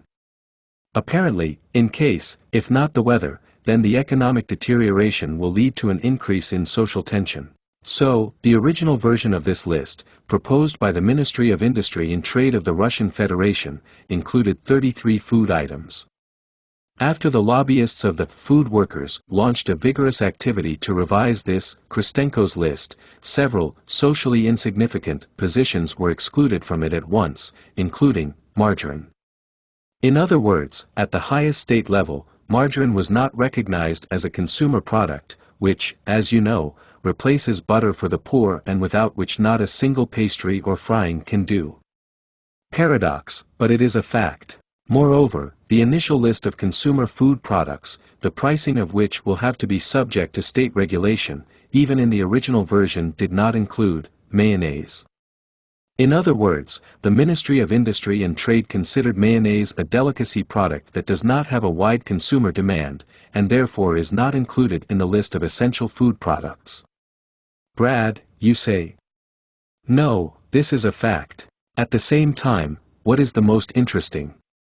Selling prices for all the main ingredients necessary for the manufacture of mayonnaise, namely, vegetable oil, egg, salt, sugar and milk, in accordance with the decree of the government of the Russian Federation, can be frozen, which will create favorable conditions for those involved in industrial production and the sale of mayonnaise, which, as everyone knows, is in great and steady demand among Russians. You don't have to be a great analyst to guess who exactly could lobby at the federal level for the exclusion of mayonnaise, and then margarine, from the list of important food products, the prices for which, if they increase, the state will not regulate.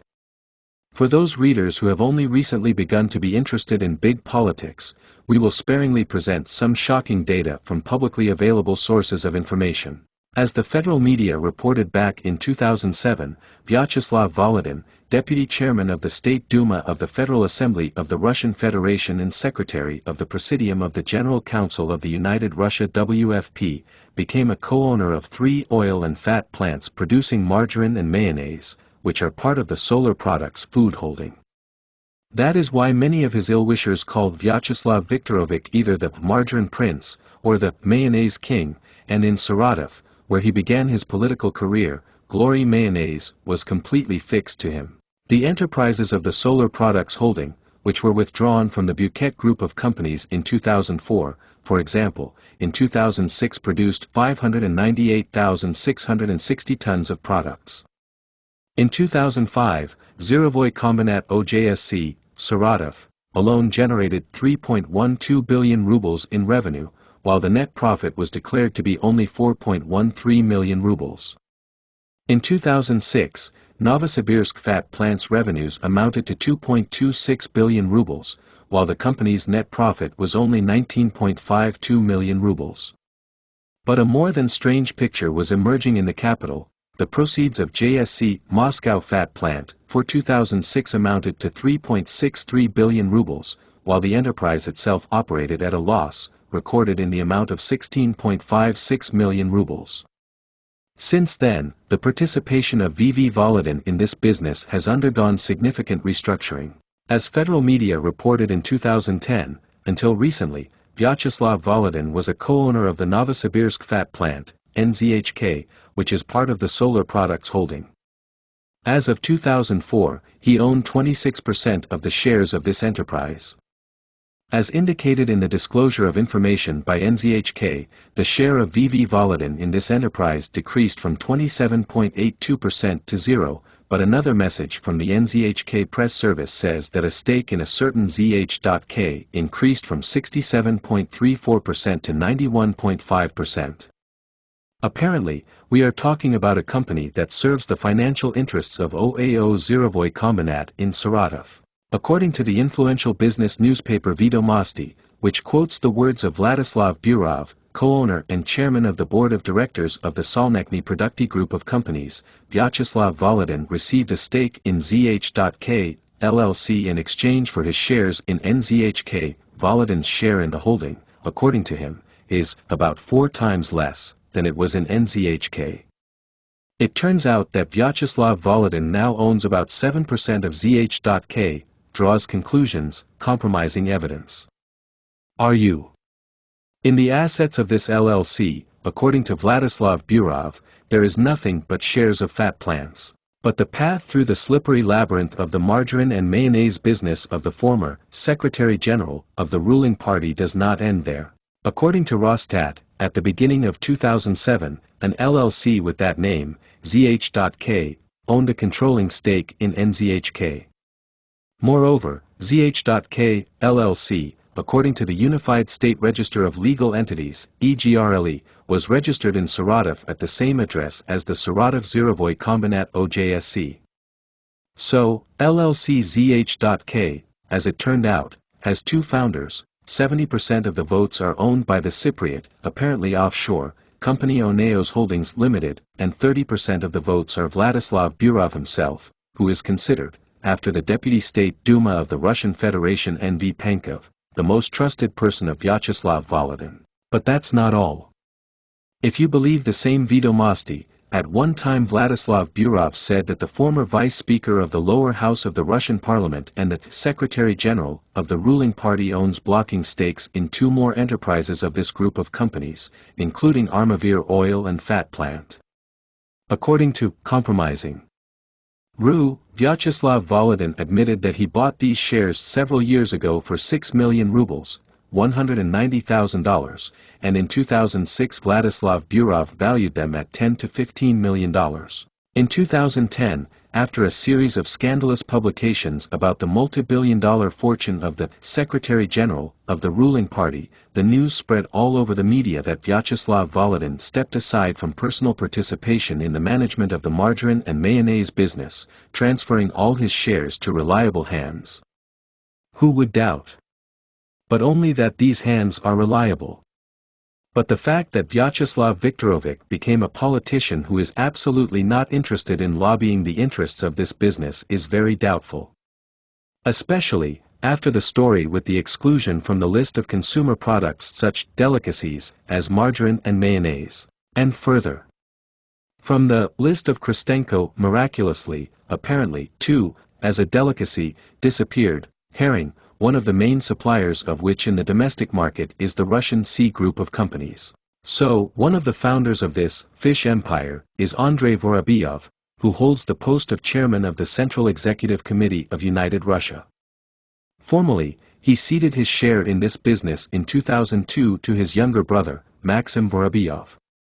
Their father, the former First Deputy Minister for Civil Defense and Emergency Situations, Colonel General Yuri Vorobyev, who left the department of Sergei Shoigu for the Federation Council from the Legislative Assembly of the Vologda region, was named among the possible candidates for the chair of the upper house of the Russian parliament. Here are some strange coincidences. Chapter 4. Presidential Jackpot. Many researchers who analyzed the economic trends of Putin's Russia primarily took into account the commodity markets and the banking sector, leaving other areas of business outside the scope of their work, where serious passions were also seething, and the price of the issue was measured in billions of dollars. We decided to change the established tradition and look at business lines that have long remained in the shadows, but are of significant interest to those who have discovered new economic opportunities since Putin came to power. Often, the implementation of these opportunities in practice led to the depletion or complete elimination of the source of enrichment, which, however, was perceived as the result of restoring order and legality in a single sector of the economy. And the fate of the gambling business in Russia is a vivid confirmation of this. Big game. Since July 1, 2009, all gambling establishments on the territory of the Russian Federation have been outlawed, with the exception, of course, of those that were supposed to operate in gambling zones specially designated for this purpose, located in different parts of the country: Azov City, on the border of the Krasnodar territory in the Rostov region, Siberian Koin, in Altai, Yantarnaya, in the Kaliningrad region, and Primorai, in the Primorsky territory, respectively. In November 2010, Russian President Dmitry Medvedev excluded the Rostov region from the list of regions where gambling zones are located, and Russian Prime Minister Vladimir Putin signed a decree on the liquidation of Azov City. Instead, it was decided to create the Golden Sands Zone in the Krasnodar territory, next to Anapa. None of these zones is still working, not a single penny has come to the budget from them, and private investors only frown in disgust at the mention of these projects. No more than 50 million rubles have been invested in Putin's undertaking. Regional authorities spent about the same amount. Although now, when a faint hope of receiving compensation has loomed, the investors of the Rostov part of Azov City, who managed to open only 2 casinos by the end of 2010, are already talking about 500 million rubles of investments. The government just needs to trust them. Neither Moscow nor St. Petersburg were included in the short list of subjects of the Russian Federation, on whose territory the creation of such Las Vegas was envisaged. Nevertheless, everything could have turned out completely differently if the gambling business had not ended up in a trap, where, at the suggestion of Vladimir Putin, lobbyists from United Russia drove it. The loss of control over the industry is a direct consequence of Putin's reforms. However, the authorities are trying hard to do something with the gambling business. The approach is clear. Instead of the initially doomed reservation proposed by Vladimir Putin several years ago, there was a complete withdrawal of business into the underground and the internet. The recent conflict between the prosecutor's office and the investigative committee also revealed schemes for the protection of this business by state officials. It turns out that according to the results of Putin's reform, only the state does not systematically receive income from casinos, concludes the columnist for Polit.ru Mikhail Zakharov. What would happen if the federal law on state regulation of organizing and conducting gambling was not adopted or its entry into force was postponed by deputies for an indefinite period? In order for the reader to imagine the scale of the gambling business in Russia and the prospects that turned out to be crossed out, we allow ourselves to cite the data available in open sources of information. These figures are simply amazing even now and allow us to understand what the price of the issue really is, around which passions continue to boil to this day. According to Capital News, the total income of the gambling industry in Russia in 2005 exceeded $6 billion, which accounted for 8.76% of the total turnover of the legal gambling industry in the world. This figure, according to Polit.ru, survived until 2008, when the gambling business in Russia was, as it seemed to everyone, on its last legs. In total, about 6,000 gambling licenses have been issued in the country. According to this source, the turnover of the slot machine market in Moscow exceeded $1 billion a year. There were about 70,000 slot machines in the capital, apparently. In addition to slot machines, pillars, daisies, etc., were taken into account, i.e., the annual income for each slot machine averaged $14,286. According to Deutsche Bank, in Russia, revenue from slot machines alone in 2005 was at least $4.3 billion. Estimated the turnover of this sector of the gambling market for the same period more restrainedly, at $3.5 billion. Experts noted the trend of rapid expansion of the slot machine market.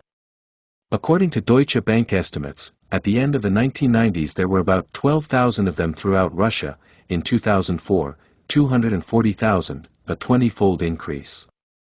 According to the forecasts of Unicum Group specialists, by the end of 2005 the number of slot machines installed in gambling halls and casinos was to be 450,000. According to the deputy of the Moscow City Duma A. Medelsky, in June 2005, 56 casinos operated in Moscow, more than 2,000 slot machine halls, the total number of which exceeded 50,000 units. According to the chairman of the Special Commission on Culture of the Moscow City Duma E. Gerasimov, there were 63,000 of them. But according to Forbes magazine, at the end of 2005 there were from 60,000 to 100,000 slot machines in the capital. That is, Moscow accounted for up to a quarter of all slot machines in the country. According to Komsomolskaya Pravda, tax revenues from gambling activities to the Moscow budget in 2004 amounted to about 5 billion rubles. However, according to the Moscow City Duma, this figure amounted to only 2.5 billion rubles. A somewhat different picture was observed in the regions. For example, in the Astrakhan region, according to the Kommersant newspaper, there were 51 gambling entities, which accounted for almost 2,000 slot machines. In 2004, the regional budget received more than 2.7 million rubles from them. Tax deductions, and in 2006 it was planned to collect already 120 million, since the tax rate was raised to the maximum allowable, 7.5 thousand rubles. From one slot machine and 125,000 rubles. From one gaming table. According to Forbes magazine, one slot machine brought the owner from $1,000 to $2,000 per month. In a large gaming network, a column in a crowded place gave revenue of $500 to $700 per month. According to the magazine's experts, from 70% to 80% of the slot machine market fell on the share of small companies that are not formally related to each other. However, experts assumed the presence of unspoken chain structures that abandoned corporate branding, which rented their slot machines to small provincial entrepreneurs for an average of $250 per month. Forbes experts referred to such structures as the KSI Corporation and the Fair Game Company, which each owned at least 40,000 slot machines. The annual turnover of each structure was estimated at $100 million. Over the past 2 years before the closing of the shop, there was a noticeable increase in the profitability of this business area. According to the Unicum Group of companies, in 2004 the annual income of the gambling industry in the country amounted to $5.4 billion, while the share of shadow business in this area was 15%, or $810 million. According to Forbes magazine, in the provinces, the gambling business developed faster. The regional slot machine market doubled in 2004, while the metropolitan market grew only by 60%. In the period up to 1998, the tax rate determined by municipal authorities for gambling business entities reached 90%, which provoked a mass retreat of businessmen into the shadows. According to Novaya Izvestia, in 2004 the amount of revenues to the federal budget from the gambling business amounted to almost 10 billion rubles. However, the developers of the amendments to the tax code considered that the owners of slot machines gave the state no more than 17% of their income, and the increase in the tax rate allowed us to hope that this share would grow to at least 33%. In November 2005, deputies of the State Duma in the first reading adopted an amendment to the tax code of the Russian Federation to increase the UTI rate for the gambling business to 15,000 rubles. Moreover, by this time, experts noted a downward trend in the profitability of legal business in the sector of slot machines. According to Forbes magazine, in 2002 to 2003 the profitability of a gambling hall in Moscow was about 50%, in 2004 it was already about 25%, and the forecast for 2005 was even more pessimistic. At the same time, according to the marketing director of Ritzio Entertainment Group S. Bartnikas, the saturation point of demand in the provinces was reached in a shorter period than in the capital. Who exactly were the main movers of the gambling business in our country? The palm, of course, was held by Ritzio Entertainment Group, the owner of the gaming networks Vulcan, X-Time, Million, etc., which managed a fleet of slot machines in the amount of more than 30,000 units. At its disposal were 681 a gaming hall in more than 65 cities of Russia. There were more than 350 halls in the Million gaming network, 7 casinos and 2 entertainment centers in Russia, the Baltic states, Kazakhstan and Ukraine. The turnover of the group of companies in 2004 amounted to more than $325 million. By the end of 2005, the turnover was expected to double. In the summer of 2005, MDM Bank organized the issue of Ritzio Entertainment Group promissory notes for a total of $125 million. The main co-owners of Ritzio Entertainment Group were B. Bolotserkovsky and O. Boyko. The second largest company in the gambling market was the Storm International Holding, the owner of the Jackpot Gaming Network, the Super Slot Company, etc., which had more than 10,000 slot machines, 3 casinos and 2 entertainment centers. According to Forbes experts, the turnover of the holding, whose president was M. Botcher, in 2004 amounted to $140 to $150 million. According to Forbes magazine, one slot machine in the system of Ritzio Entertainment Group and Storm International gave about $1,600 in revenue per month. The income from the columns and daisies that were rented from KSI and Fair Game was about $300 to $500 per month, in Moscow, $500 to $700 per month. It should be noted that the irreducibility or inconsistency of financial indicators from various sources is explained by the closeness of this business area, as well as the unreliability of official statistics and the peculiarities of the application of tax legislation of those years. But even these data eloquently testify to which piece of the pie the struggle unfolded behind the scenes of the State Duma. The gambling business also had a significant impact on the employment structure of the population. According to Rossiyskaya Gazeta, about 300,000 people were employed in the domestic gambling business, among which people with higher education predominated. Of these, 250,000 people served small businesses. According to regional sources, this share was about 150,000 people. However, according to Interslot magazine, the total number of workers employed in this industry was about 400,000 people. With such a scale of development of the gambling business in Russia, serious social changes took place, which later became a breeding ground for thousands of gambling points created underground in almost all regions of the country. According to the State Statistics Committee, in Russia there was 1 slot machine for every 320 inhabitants. According to a survey conducted in the summer of 2005 by the Public Opinion Foundation, FOM, only 48% of Russians were in favor of reducing the number of slot machines in their locality, and for 18% of the respondents this problem did not matter at all. According to the Levada Center study, 6% of the adult population of Russia visited gambling establishments every few months or more often, and only 7% of players believed that gambling was a bad habit that they could not get rid of. According to E. Gerasimov, chairman of the Special Commission on Culture of the Moscow City Duma, about 600,000 active players lived in the capital alone. According to psychologist Brilev, gambling is an extremely stable mental disorder and is practically untreatable. Among gamers, men predominate. 2 age categories are in the lead, under 20 years old and over 35 years old. Psychological portrait of the average gamer: determined, energetic, superstitious, adventurer by nature. According to psychotherapist V. Veselov, gamblers, people prone to severe gambling addiction, are distinguished by infantilism and Russian belief in miracles. Bearers of the Russian national mentality do not play for fun, but only for the sake of winning. According to Forbes magazine, there are no more than 5 to 10% of all visitors to gambling halls, but they bring the main income, each one, more than $100 per week. Thus, taking into account the results of a sociological survey conducted by the Levada Center, it can be argued that up to 0.6% of the adult population of Russia was subject to severe gambling addiction. Is it any wonder that, even having gone illegal, gambling establishments continued to bring their owners a very decent income, which was quite enough for the regular payment of large bribes to the protection of their Siloviki? Place your bets, gentlemen. But which of the State Duma deputies and members of the Federation Council actively lobbied for the interests of the game industry? At the beginning and in the middle of the 2000s, there were various directions of legislative initiatives aimed at regulating the gambling business in Russia. Let's name only the main players in this field.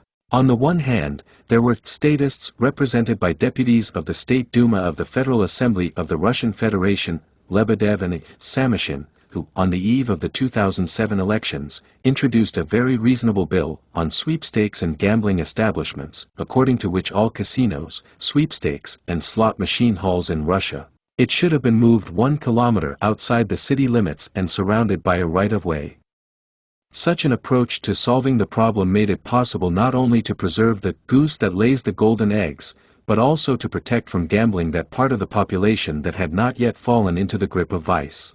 However, the bill by Lebedev and Samashin was called utopian, and they themselves were accused of cheap PR aimed at the protest part of the electorate.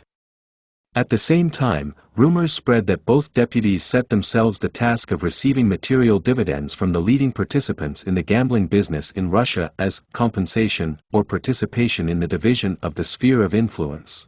On the other hand, lobbyists launched their activities, represented by deputies of the State Duma of the Federal Assembly of the Russian Federation headed by V. Dragunov, who, pursuing the corporate interests of the Russian gambling business, declared that they set as their task the achievement of a public compromise on the development of this sphere of entrepreneurship and the preservation of gambling establishments as stable objects of taxation, which, they say, is a demonstration of the state approach, in contrast to the position of the Lebedev Group. It was extremely difficult for non-specialists in this field to understand what exactly was the difference between these approaches.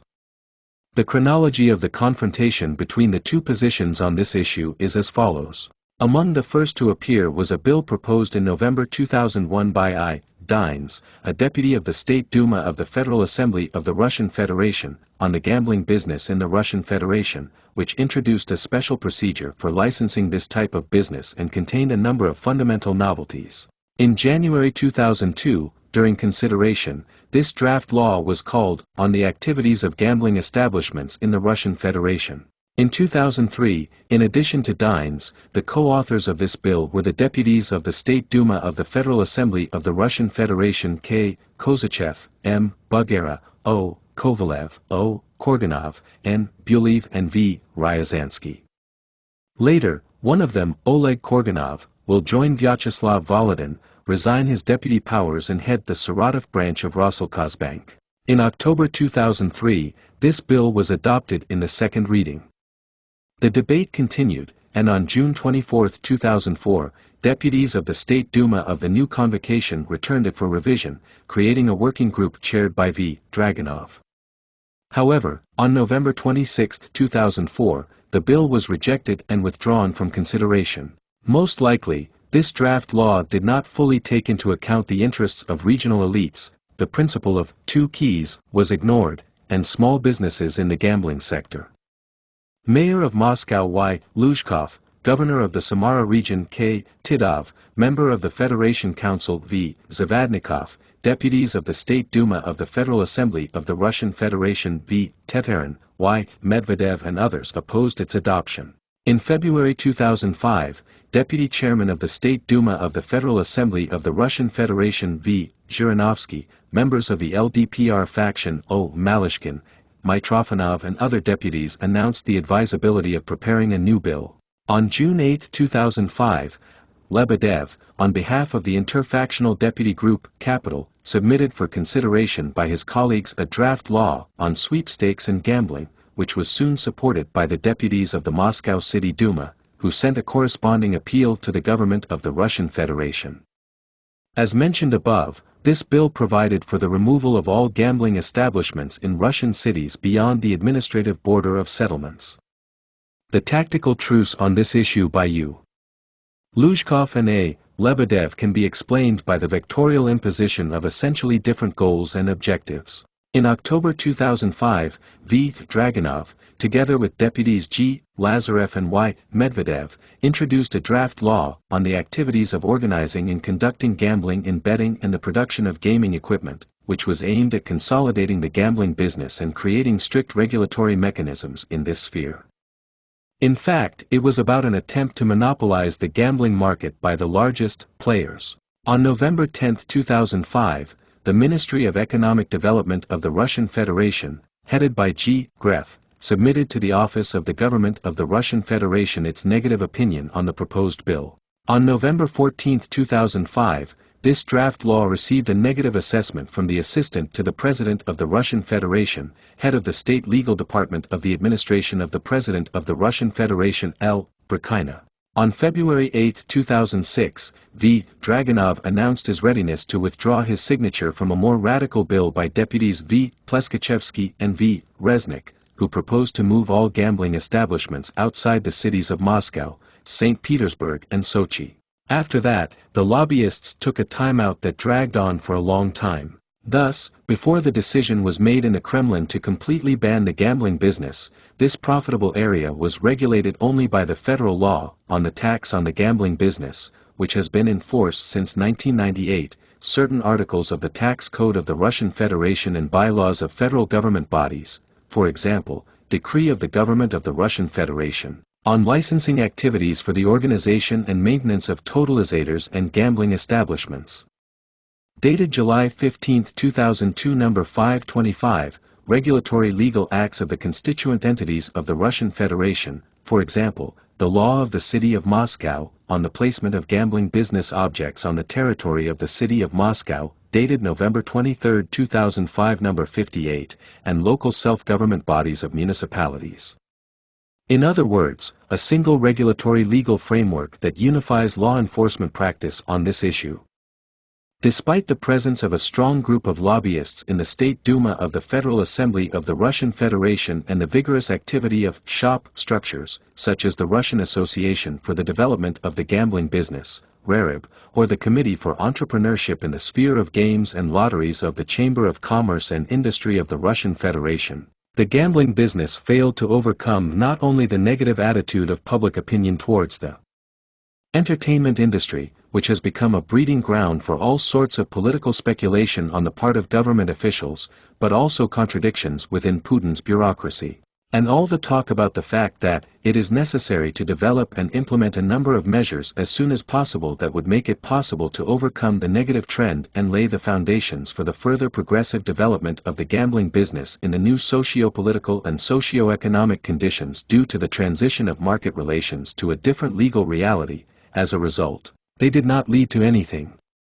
The transition to a different legal reality was going underground, with all the ensuing consequences. Bets are no longer accepted. By trying to play roulette with the state, big business doomed itself to bankruptcy. When at one time a situation has ripened that requires the consolidated participation of all, without exception, the subjects of this sphere of the economy, which is experiencing an acute crisis of public confidence, thanks to the persistent efforts of official structures and informal pressure groups that have set themselves the task of redistributing the game services market under the pretext of protecting public interests, the bigwigs of the gambling industry were unable to act as a united front in defense of their interests. Each of them decided to beat the state alone, while the game provided for the presence of a single team. The game corporation Rizzio Entertainment Group, having taken a leading position in this area of the economy and created conditions for the monopolization of game services, found itself in a situation that requires, on the one hand, firm and consistent measures to respond to the challenges of the new state bureaucracy, and on the other hand, a compromise model behavior in an aggressive social environment in order to stating oneself as a legitimate participant in socio-economic relations and to strengthen in the public mind a positive image of an informationally open and socially active structure. In addition, the leading position of Rizzio Entertainment Group obliged this corporation to act as a backbone element in building a fundamentally new economic policy and fair rules in the gambling market, but, paradoxically, it was not ready for this. Positioning in the public opinion of Rizzio Entertainment Group as a guarantor of compliance with the uniform rules for doing business in the gaming industry and the fulfillment by the business community of social obligations assumed in the presence of a clear and responsible state policy in the field of legal regulation of entrepreneurial activity did not happen. Instead, the owners of the corporation, having lost all hope of creating a civilized market in Russia, began to invest their capital in foreign projects. Here are just a few facts that characterize this trend.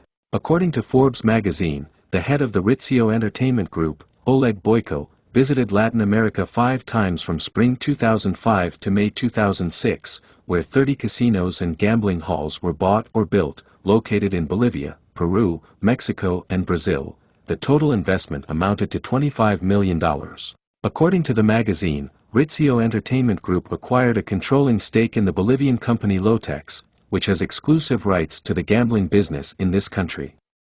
It is noteworthy that the countries of Latin America have traditionally been considered a zone of special attention of the KGB of the USSR and the GRU of the General Staff of the USSR Armed Forces, which were also involved in the capitalization of foreign assets of the CPSU. Is this why rumors circulated in the business community about Oleg Boyko's connections with the office? According to Forbes magazine, Rizzio Entertainment Group acquired the Cathay Gaming Network in Peru and planned 2 to 3 more acquisitions. In Mexico, where the law on gambling was adopted only in 2005, Rizzio Entertainment Group already owned 400 slot machines in the spring of 2006, one slot machine accounted for 14,000 inhabitants, and the Paraíso gambling hall chain. In 2007, Rizzio Entertainment Group planned to invest $60 million in the gambling business in Latin America. In December 2006, the same federal law, on state regulation of organizing and conducting gambling, was adopted, which practically put an end to the prospects for the development of the gambling business in Russia. So Oleg Boyko made a surprisingly timely decision to transfer his capital abroad, having at his disposal a margin of time of 1.5 years. Which, in turn, once again testifies not only to the presence of insider information that goes beyond the walls of the State Duma, which was actively used by many large businessmen, but also, in relation to the Russian multimillionaire Boyko, about his awareness of the strategic scenario for the development of the situation related to the gambling business in our country. Having such a powerful lobby and insiders in the person of prominent United Russia deputies, it was not difficult for the gambling magnate, whose fortune was estimated at $550 million in the crisis spring of 2009, to be foresight, ahead of the situation, making the right business decisions. The last, demobilization, court of game lobbyists in the State Duma, when Dmitry Medvedev became the president of Russia, and Vladimir Putin moved to the chair of the Prime Minister of the Russian Federation, was the proposed bill, within the framework of which it was supposed to postpone the withdrawal of the gambling business to special zones for 3 years. This time, United Russia proposed to set July 1, 2012 as a new deadline.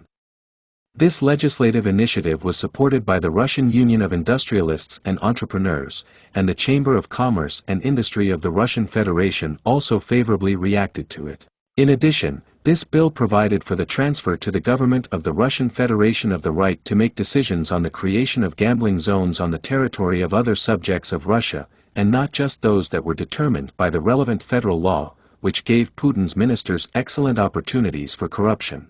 After that, Moscow and Tatarstan immediately announced their readiness to build a game city on their territory. Presumably, in this way Yuri Luzhkov and especially Mintimer Shemiev decided to mark their price of loyalty to the White House. Other regions also joined the queue. But the bidding, having just begun, was quickly curtailed by a shout from the Kremlin, where they decided to shorten the term of this LAFA by 3 years at once, and after some time Luzhkov and Shemiev were sent to rest. Judging by what powers in relation to the gambling business the leader of the Party of Power, and the chairman of the government of the Russian Federation Vladimir Putin decided to take for himself, United Russia really needed these billions. But Dmitry Medvedev has matured his own opinion on this matter.